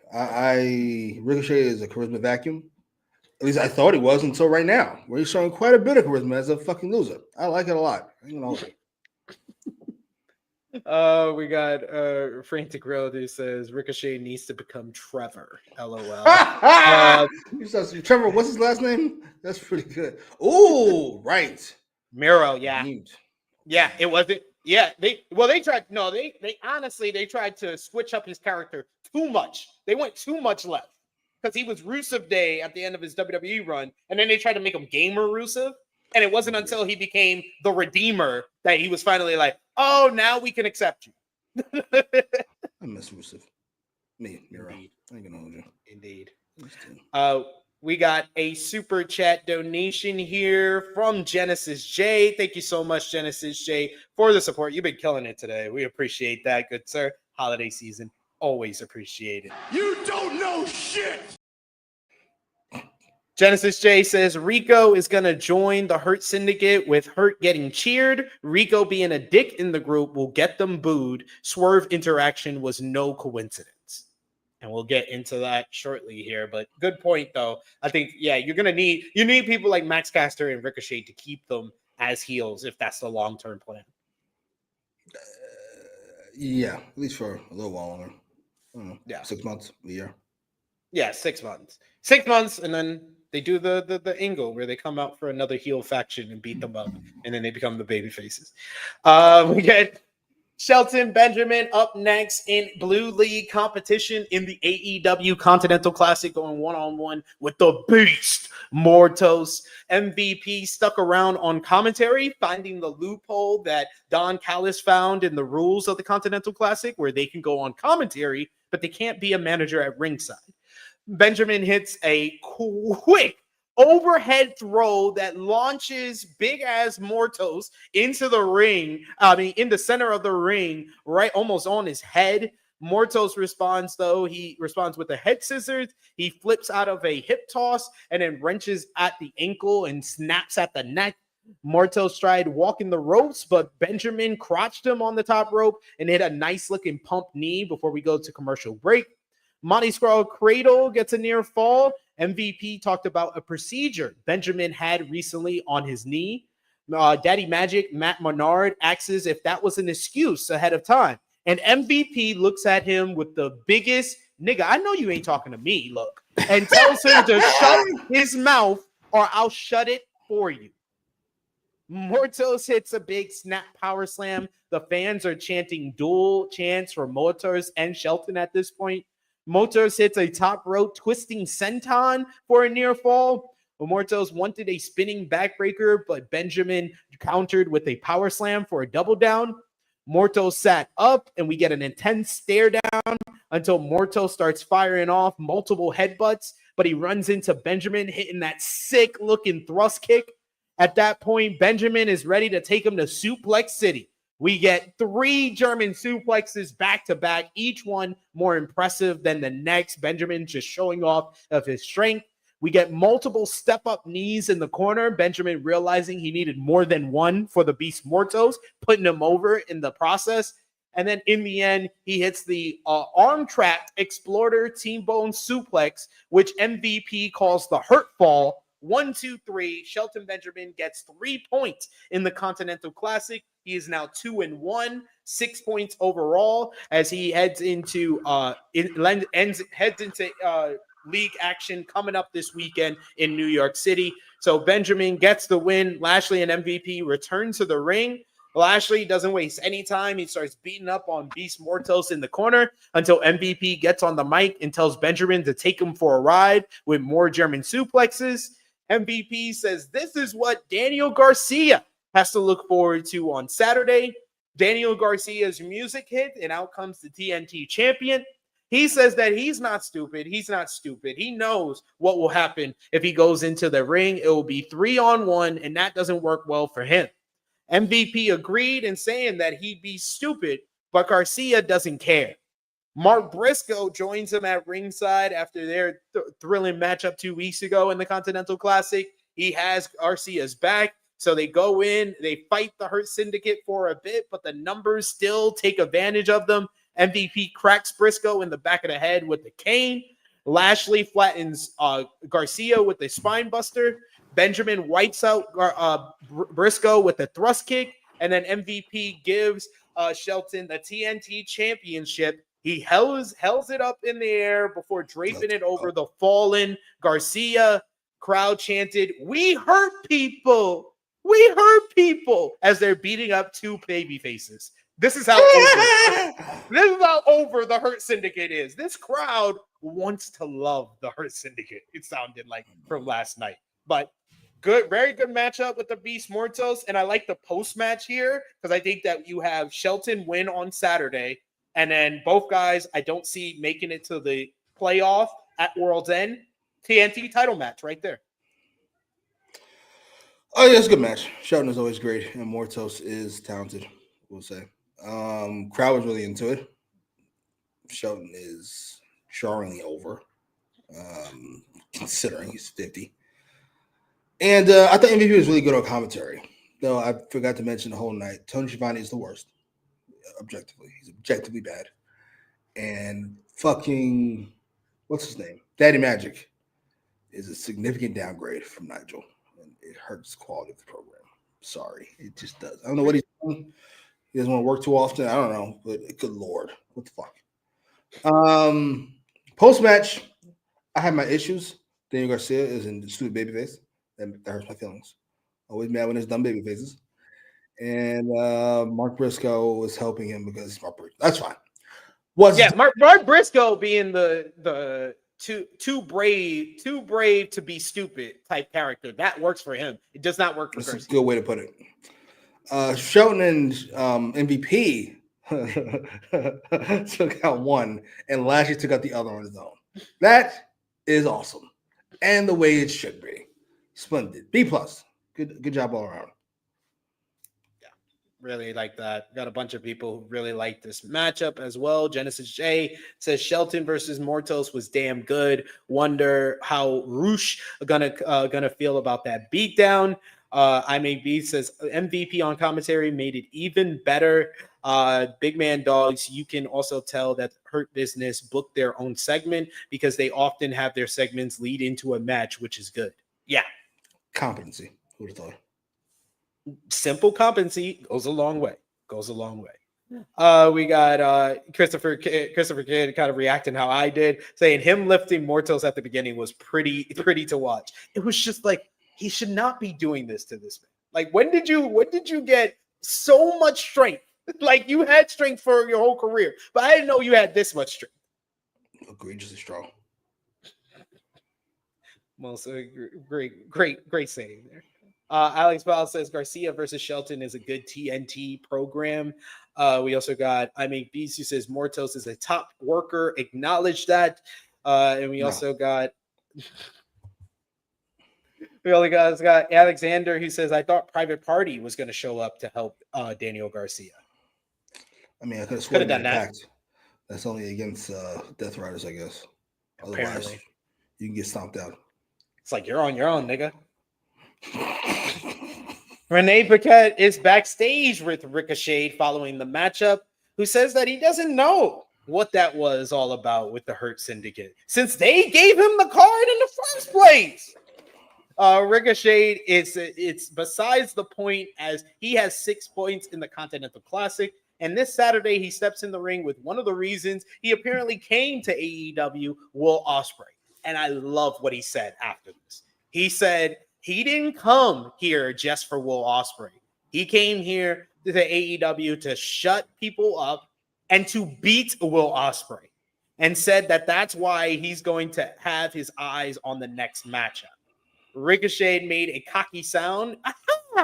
Before turning around, I like how the camera zoomed in on him. Like you could tell him reacting to whoever was there. And it was Swerve Strickland. And this got a big reaction by the fans in the building that you could hear here. As soon as Swerve is staring down with Ricochet, Swerve called him. He says, "Oh, look what it is. turd. He then says, oh, or should I say Trevor, saying that he hoped that he would have changed when coming to AEW, but he says that he sees that he's still the same old Trevor, a follower. Ricochet says that he wondered how long it would take to hear the Swerve's house stuff. And he said he brought up that he's known Swerve for about 14 years now. And he brought up that he knows a lot about Swerve, including that he failed to win the Continental Classic last year, while he gets to sit back and watch Ricochet win it this year. He says, well, you go ahead and do that. And walked away. Swerve just looks at Nana and says, that's fine. At least they aren't bald. And laughed at it. There you have it. I'm all for Ricochet versus Swerve. I'm here for it. And I liked how Ricochet responded to Swerve here. Yeah, we might have to start a new discussion about how corny Swerve is. At least Ricochet knows he's corny. It took him 14 years, but apparently he knows now. This is fine. Swerve is a star. Nana is a great hype man. Swerve clearly doesn't have a rule against kiss asses like the Hurt Business does because Nana is ridiculous. Whose house? He sticks his fucking face in. Swerve's house. Swerve's house. Yeah, this was fun. This was good. I don't mind a TV match between Swerve and Ricochet. Please on TV. It's not a pay-per-view match. I want a pay-per-view. I think it's a pay-per-view. Oh my god! It could really deliver on pay-per-view. It could deliver what? Pirates? Right. Oh, King Potato says Ricochet can actually talk. Who could have thought? right. I think he just had to stop talking like he was getting those Jen Peppermint promos. Apparently, I don't know, or something. I don't know. It just seemed like it was very scripted. What he was saying. That's just how light-skinned niggas talk. No, this seems like a light-skinned nigga talking. His promo work on this show. Light-skinned niggas are full of themselves. They got their head up their own ass, and that's how Ricochet came across on this show. Indeed. Next we get the segment that probably made me laugh the most, even probably more than the Jericho segment, which says a lot. The portrait of a rock star. Tony Storm sits down with RJ City in a hotel. Tony Storm walks in. She shakes his hand and says it's nice to meet him. Storm has always been about three things that she's always loved. After RJ City asks her where she's been, she says she's always been about three things and three loves: pro wrestling, rock and roll, and the grind. Storm says she's always been about the grind on the indies, so she can't believe she's made it to AEW. RJ City says, well, what about you being a 3-time AEW Women's World Champion? Storm says, whoa, it's a little early to be aiming that high. Maybe one day. RJ City says, what about Saraya? She's like, legend. What about Mercedes Moné? Trendsetter. Mariah May? The best in the business right now. RJ got so frustrated that he just asks her straight up, what about Timeless Tony Storm? Tony says, oh no, you got it all mixed up. It's Tony Time. And then does the Rock Devil Hordes and then makes RJ City do it as well. She says, thank you for your time. She hugs him and then she walks towards the camera, does the Rock and Roll Devil Hordes and says, ah. I'm sorry. I laughed so much. I am all for amnesia. Tony Storm.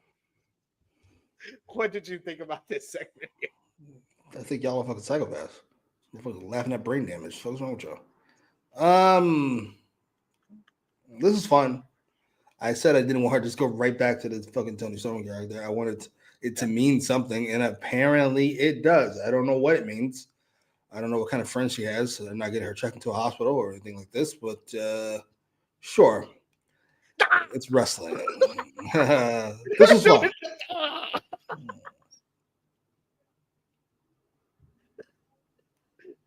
I'm I'm sorry. The best part was when she did the matchup. You didn't see the match, so I got to tell you about it. She did the match with Harley Cameron on Rampage.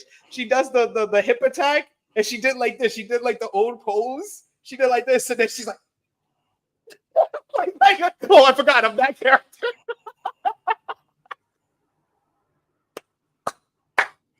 Toni Storm, always the best. My women's wrestler of the year. Right there. Yeah. We got King Potatoes and Tony Time. We got Big Man Dogs, who's with the Tony Time. Frantic Rail saying Toni Storm is AEW version of Mick Foley, and I love it. Yeah, I love that. I love any character who could do. If you can do multiple characters and you can kind of go through them seamlessly, I'm always going to be a fan of yours. That's true.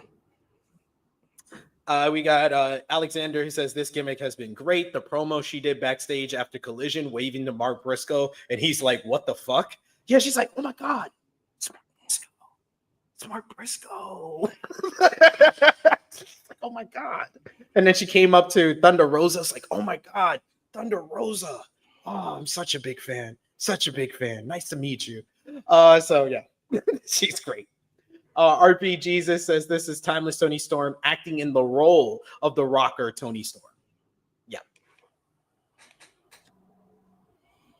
I guess it's interesting. Yeah. It's either she has amnesia or she's playing the role of rocker Toni Storm. Rocker Toni Storm before she fucking entered AEW. What is fucking a period piece? It's set in 2016. What? Set in 2019. This is the rocker Toni Storm, and she got her script, and she was like, "Okay, I can do this." How the fuck you know who Mercedes Moné is? Whatever. We're not gonna go into the whole fucking thing. 2014, Mercedes was still a star. She was a star in NXT. Named what? Sasha Banks. Right. What the fuck are we doing? Oh, sure. Whatever. We're not going too deep into it. It's fun. Just let it be fun. But nah, I'm really liking this. Hopefully we get like the slow burn to her rediscovery. Do you think we get both Timeless Toni Storm in Australia at Grand Slam? You mean the character or the wrestler? The character, Timeless Toni Storm. No, please. Wait, when is it? February. No, it's too early. Don't blow your load already. Okay, that's fair. We got King Potato says the three stages of Tony. There we go. Three stages of Tony. You guys are in love. Oh, man. But next up, it was time. It was time, Jimmy. Darby Allin. 1-on-1 Go. with Will Ospreay in the AEW Continental Classic Gold League matchup. We immediately get holy shit chants before they even lock up, dueling chants soon after. Fucking losers. We get high springing arm drags from Darby early on, but Ospreay flipped out onto his feet. Ospreay kicked out of a roll-up, but Darby sprung into a crossbody into a stalemate. Darby got a drop kick and a corner charge. As he was scaling the ropes, Ospreay leveled him clear to the floor. The crowd was on their feet at this point, going crazy. Ospreay missed a slingshot dive.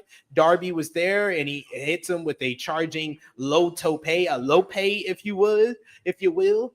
Ospreay rolled to the apron. Darby goes for the coffin drop, and my lord, this is one of the most cringe, wince-inducing bumps I have seen in a very long time. Darby Allin dropped like spine first on the edge of the ring frame, and my lord, he just violently hits it and then drops to the floor. He looks absolutely dead. The sound that Darby's spine hitting that apron sound disgusting. But so much I was into this matchup at this point. I was on the edge of my seat. Back from commercial break, Darby has somehow recovered enough to hit a desperation springing coffin splash as they traded a wild series of counters, leading to an Allin floating over and doing a stun dog millionaire onto Ospreay out of a Ospreay combination of moves. You get Allin. He went up top, but was again cut off. He gets his head trapped, and Ospreay hits the cheeky Nando's kick. Ospreay goes up to the top rope. He goes for the leap of faith. Darby goes out of the way. He goes for the code red, but Ospreay flips him over, landing on his feet, and then wipes him out with the hidden blade. He quickly picks up Darby, gets him up for the Stormbreaker. Darby reverses a Stormbreaker into a pitch perfect code red for an unbelievable sequence that had this crowd on fire. This is awesome, chance. They're on their feet at this point. Both men start slugging it out with chops and forearms. We get a lot Scrawl cradle by Darby for a 2 count. Ospreay sprung up. He hits a Os cutter, but Darby is able to sidestep it and hit a springboard coffin drop for a 2. They climb the ropes as Darby wanted a superplex to the outside, but Ospreay held on. He kicked out Darby's legs, gets him into position for the Styles Clash. He looks like he's about to do it onto the apron. Instead, he slowly, and you could hear the crowd like rumbling because they know something big is about to happen. He slowly turns towards the floor. The crowd is like, oh no, oh my God.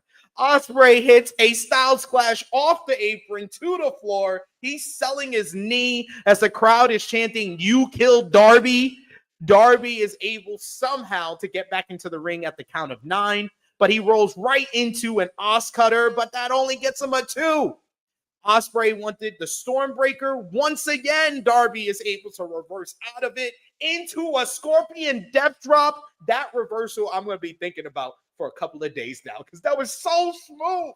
He hits a coffin drop to the back of Ospreay. He goes back up top. I'm like cheering it on. I'm like, yes, you can do it, Darby. You can do it. He goes up. He hits a second coffin drop. 1, 2, 3.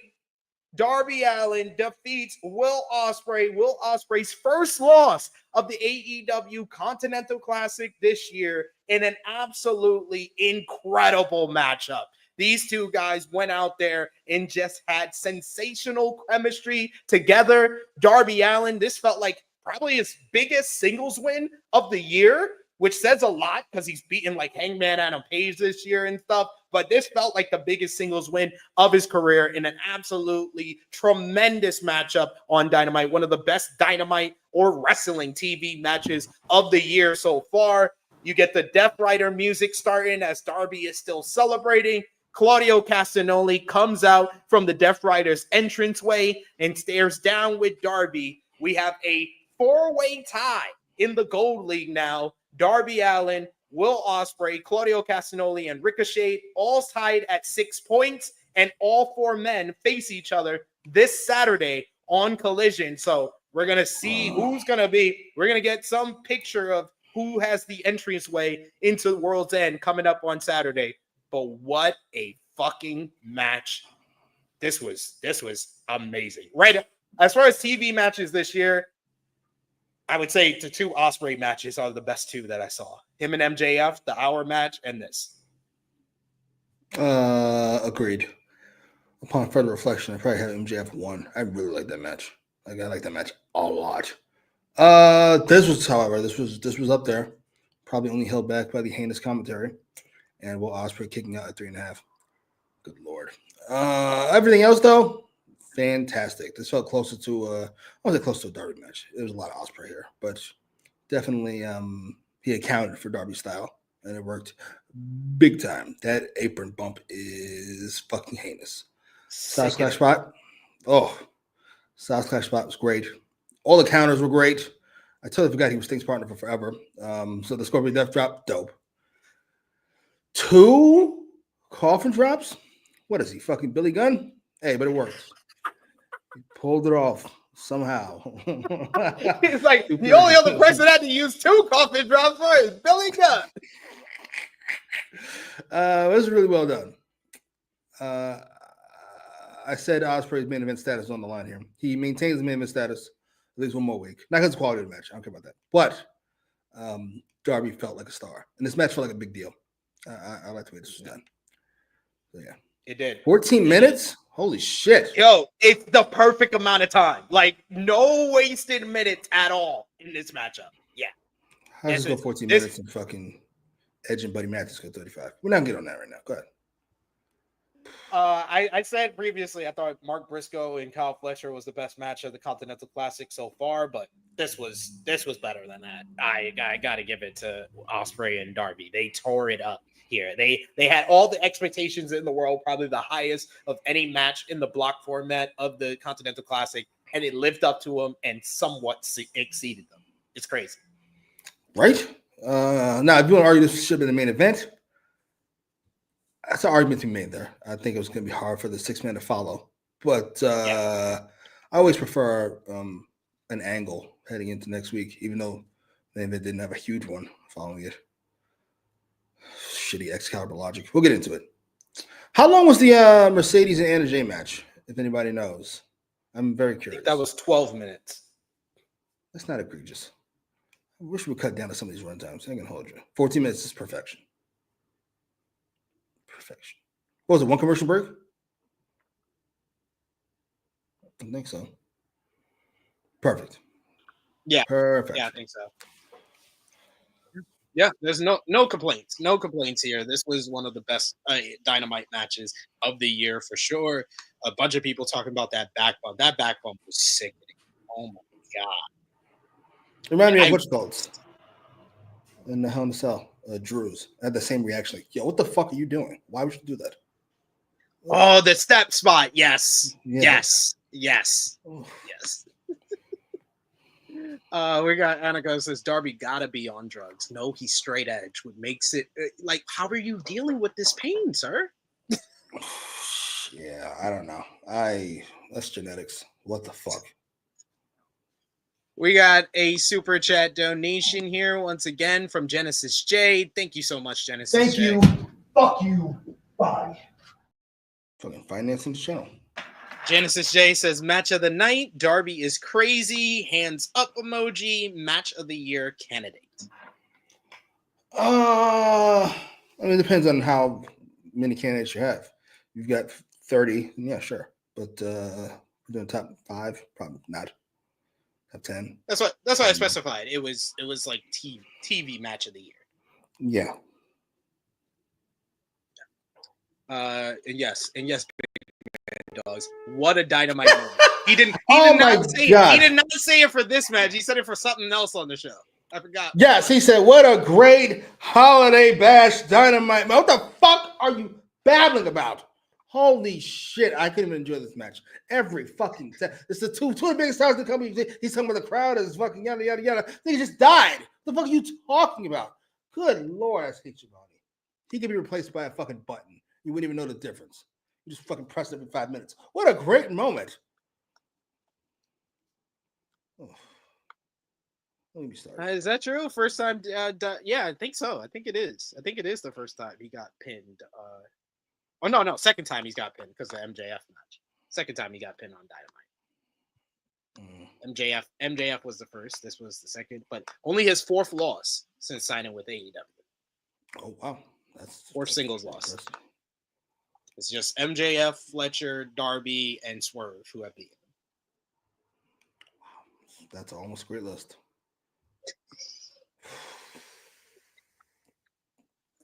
Yeah, I'm sorry. I assume Shivani's got a lot of the people like him. He's never been great. Number one, even when he was younger, and number 2, he's gotten worse over the years. He's got like a inferiority complex. He feels he has to add something. I have to say something here. Like Darby's dead, and he's going, "Oh, the fans are loving this. Who cares? What the fuck? Are you serious?" Oh, but you know that reminded me. I have to get on your boy. I know you like Joe Tessitore, but he pissed me off on Monday. They did that whole serious video package about Cody getting the package power driver. But what's the first thing Joe Tessitore say after showing the package power driver? Oh my God, we had 45 million views on social media for this clip. Oh my God, I don't give a fuck. You don't give a fuck. And then they wait they cut the camera to Joe and Wade, and then they try to act serious, like, oh man, Cody. Like, what? He forgot Cody's supposed to be dead. That's hilarious. 45 million views. It's 45 insane. million views. Oh my God. I was like, what is going on? What are y'all doing? All right. Let's finish up this episode of AEW Dynamite with the main event. 6-man trios action. The Jon Moxley and the Death Riders. Pac and Wheeler Yuta with Claudio Castagnoli and Marina Shafir in their corner, facing the challengers at World's End, Orange Cassidy, Switchblade, Jay White, and Hangman Adam Page. Page demanded Moxley early on. When he saw that Yuta was starting, he tagged out to Orange. Orange wiped out Pac and Yuta on a dive before Moxley met him with a thrust chop right to the throat. That shit looked violent as hell. Moxley then made a tag. He wanted a Gotch-style power driver, but Cassidy reversed it into a beach break. White and Page were both begging for tags. White pulls away from the tag when he sees that Moxley is not going to be in the ring. Page gets tagged in. He starts running wild. Page stalked Moxley as Shafir stood in his way, not getting out of his way as he wanted to get to him. He leveled Yuta with a discus lariat before sending him into the corner, demanding Moxley make the tag.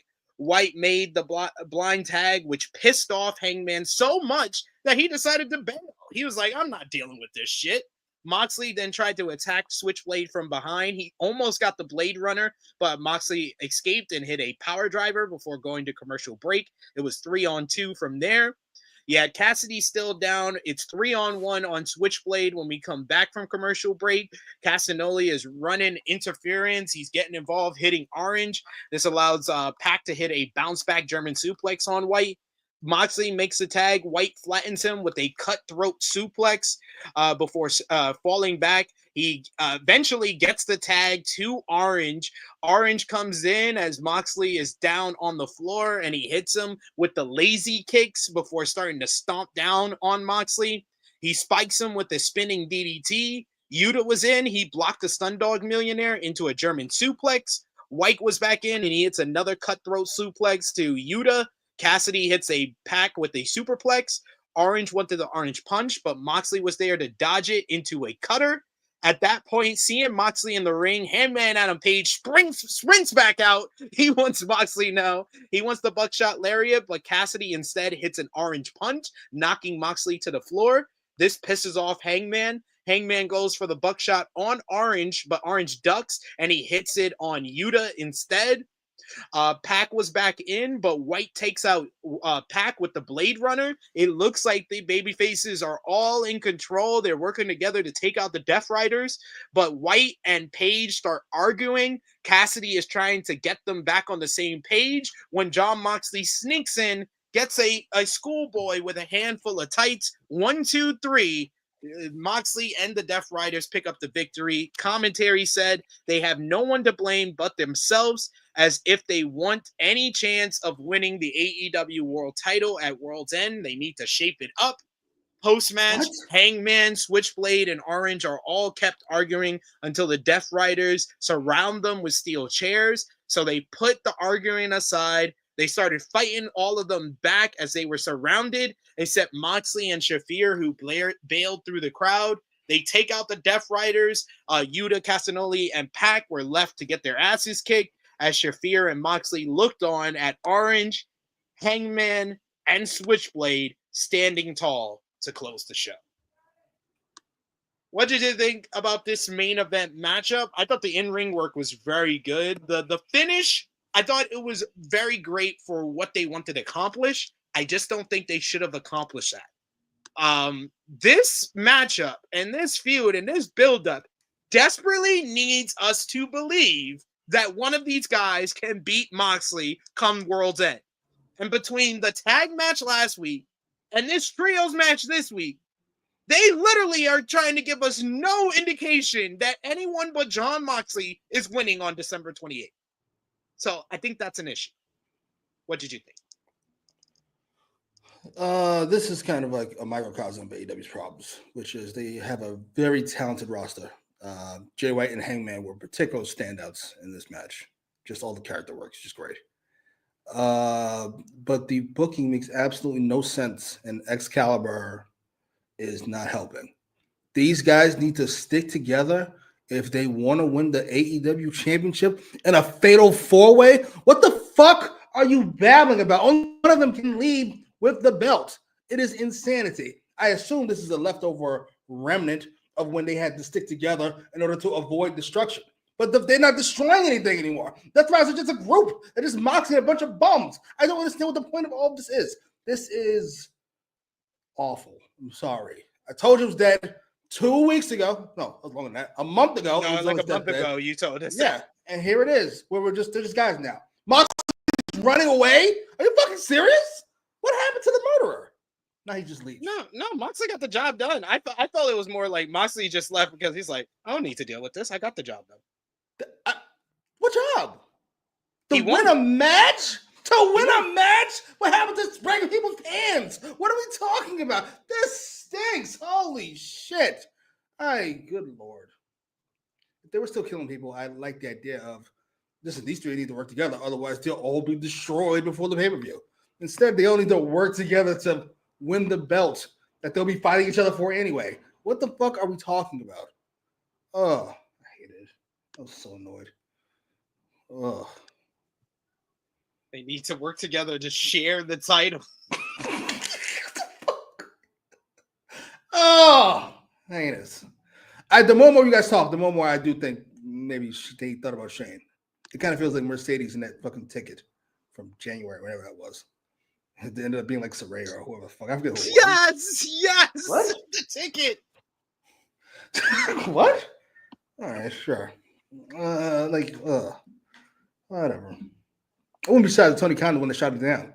I can't have anybody thinking that Shane's actually running my company. Can't have that shit. Can't have that shit. I can't have anyone running this company, even in kayfabe. I can't do it. No. But yeah, I like the matchup. I just don't like where the build is at for the 4-way. I think Hangman's doing great work. Love his character. Love his character choices in this matchup. Yes. Like, I just want Moxley. If I can't get Moxley easily, if you're gonna fuck around with me and troll me, I'm out of here. And then Moxley's in the ring. Moxley's in the ring, and he's by himself. I'm coming back out. I love. It's so good. Choices just make way too much sense. It's so fucking good. Fucking Jay White is a dick, and Hangman's the perfect response. Well, then fuck it. Then fuck it. Come on here. Not dealing with this shit. That's the perfect response to someone like Switchblade. I don't need this. I'm out of here. We go. But yeah, we'll see. We'll see what happens next week. They got 2 more shows to build up until World's End. So we'll see how everything goes down in the lead up. But they're not doing much to get you as excited. I'm more excited for World's End for all the other matches outside of the main event. I think the main event itself will deliver when the bell rings, but the build is doing nothing to get me excited. What else on this card? Besides Adam Cole and fucking MJF. Which I'll pass on if you don't mind. Powerhouse Hobbs and Konosuke Takeshita, Mariah May and Thunder Rosa in the Tijuana Street Fight, the semifinals and finals of the Continental Classic. There's that. Yeah, it's not a great card. I ain't gonna hold you.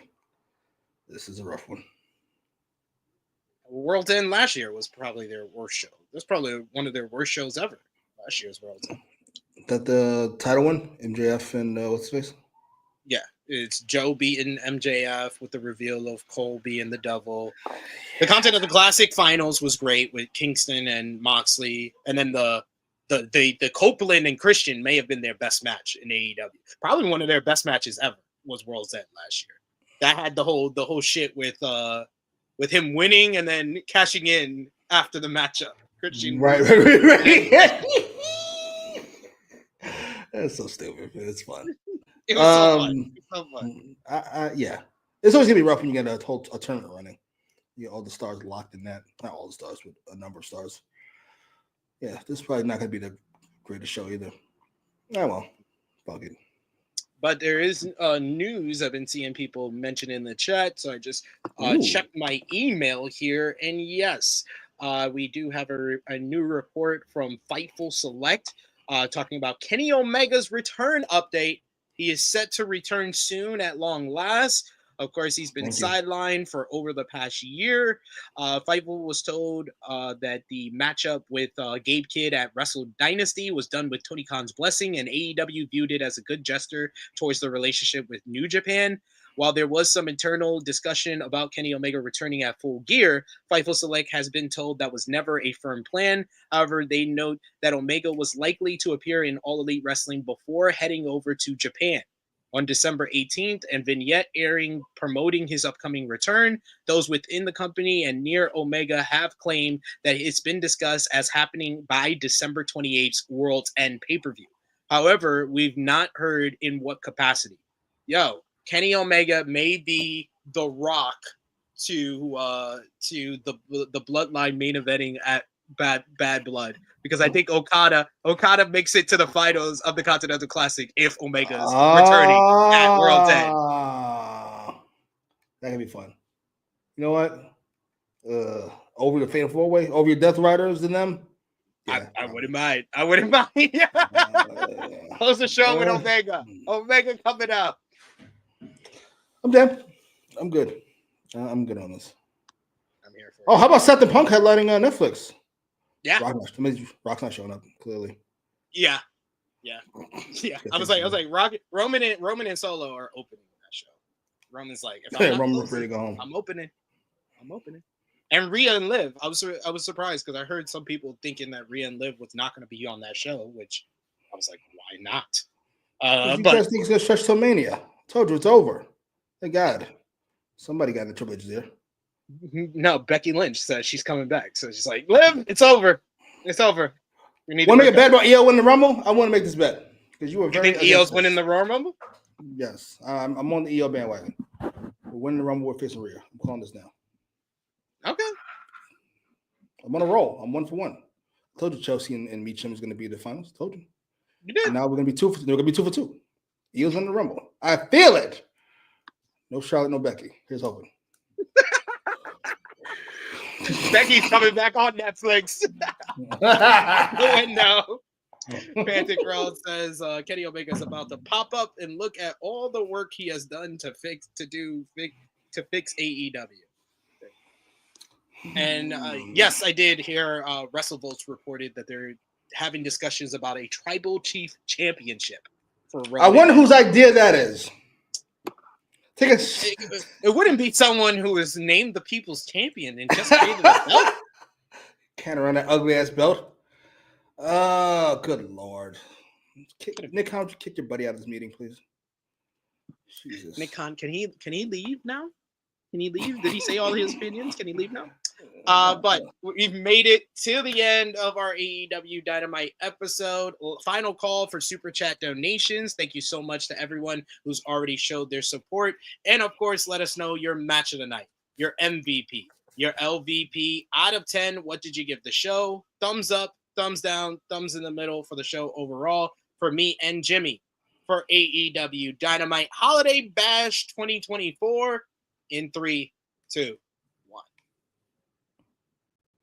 Thumbs up across the board from both of us. Jimmy, out of 10, what did you give the show? That's my highest rating in, I think, at least 2 months. 8 out of 10. I love the co-mains.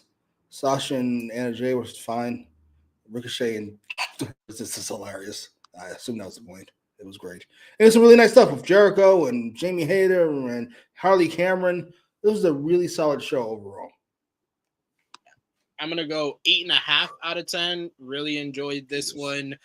Back to back, I thought very good shows, but this one was a notch above last week's show because it had one of the best matches on TV this year. So, match of the night, obvious for me, Ospreay and Darby. Yeah. Come on. 1,000%. MVP, Ricochet. What? I'm gonna go co-MVPs. I'm going Jay White and Hangman. I just can't get over them. They're just great. They're great together. Yeah, they are. Their dynamic is so good. It's so good. LVP for the show. That's tough. because I would have said Ricochet because of how that first segment went. But overall, this is the most interested I've been in his character, so he's MVP. LVP, I'm gonna say, damn, it's tough. Anna Jay. She had arguably her best match of her career, but if she had another title match, she lost. She's just a perennial title match loser. Everybody's got the Death Riders. God damn. Oh, Jimmy Jacobs. Oh, Jimmy Prophet. I'm trying to tell you. Remember how excited we all were about this? We were so excited. We were so excited. I'm so excited. I'm gonna go with Excalibur and what's his face? Tony Schiavone. Good lord. No, I don't go Excalibur because he's selling what he's told to sell. Schiavone stinks in and of himself. So Schiavone, you're alone with your LVP. I love it. But yes, that is our awards for this week. Sound off in the live chat if you're watching us on demand. We appreciate y'all if you're watching us on demand. If you haven't already, drop the thumbs up on the video. It helps out the YouTube algorithm. And comment down below with your thoughts on this week's AEW Dynamite Holiday Bash. Jimmy, let everybody know where they can follow you on social media. You can follow me on Twitter, where I'm back on because Jay-Z has been proving more and more innocent by the day, but it's neither here nor there. I know you guys are ready to hang a black man, but that's quite all right. I accept your apologies. It'll be fine. Also on YouTube, where we watch TV shows and movies. No rap, which Jay-Z is the king of, and proving innocent more and more by the day.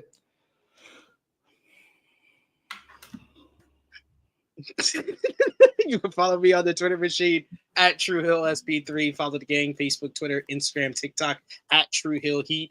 Patreon.com/TrueHillHeat. $3 a month gets you exclusive content. It's the best place to support us when we are not live here. So go over there and check it out as we have our voting up for the True Hill Heat year-end awards.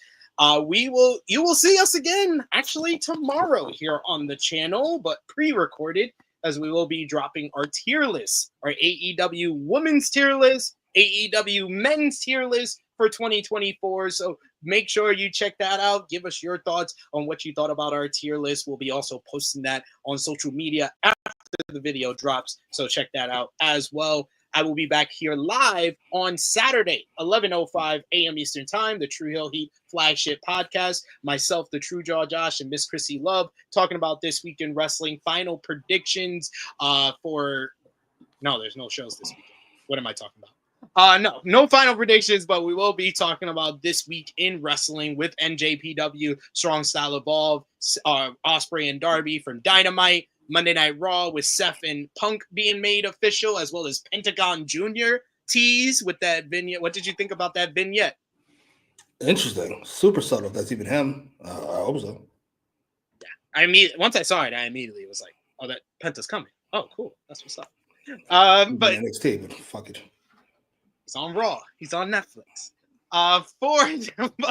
Until next time, for Jimmy, it is me, your True Hill Phenom, SP3. This has been AEWramble, episode 177, Holiday Banger. We are signing off until next time.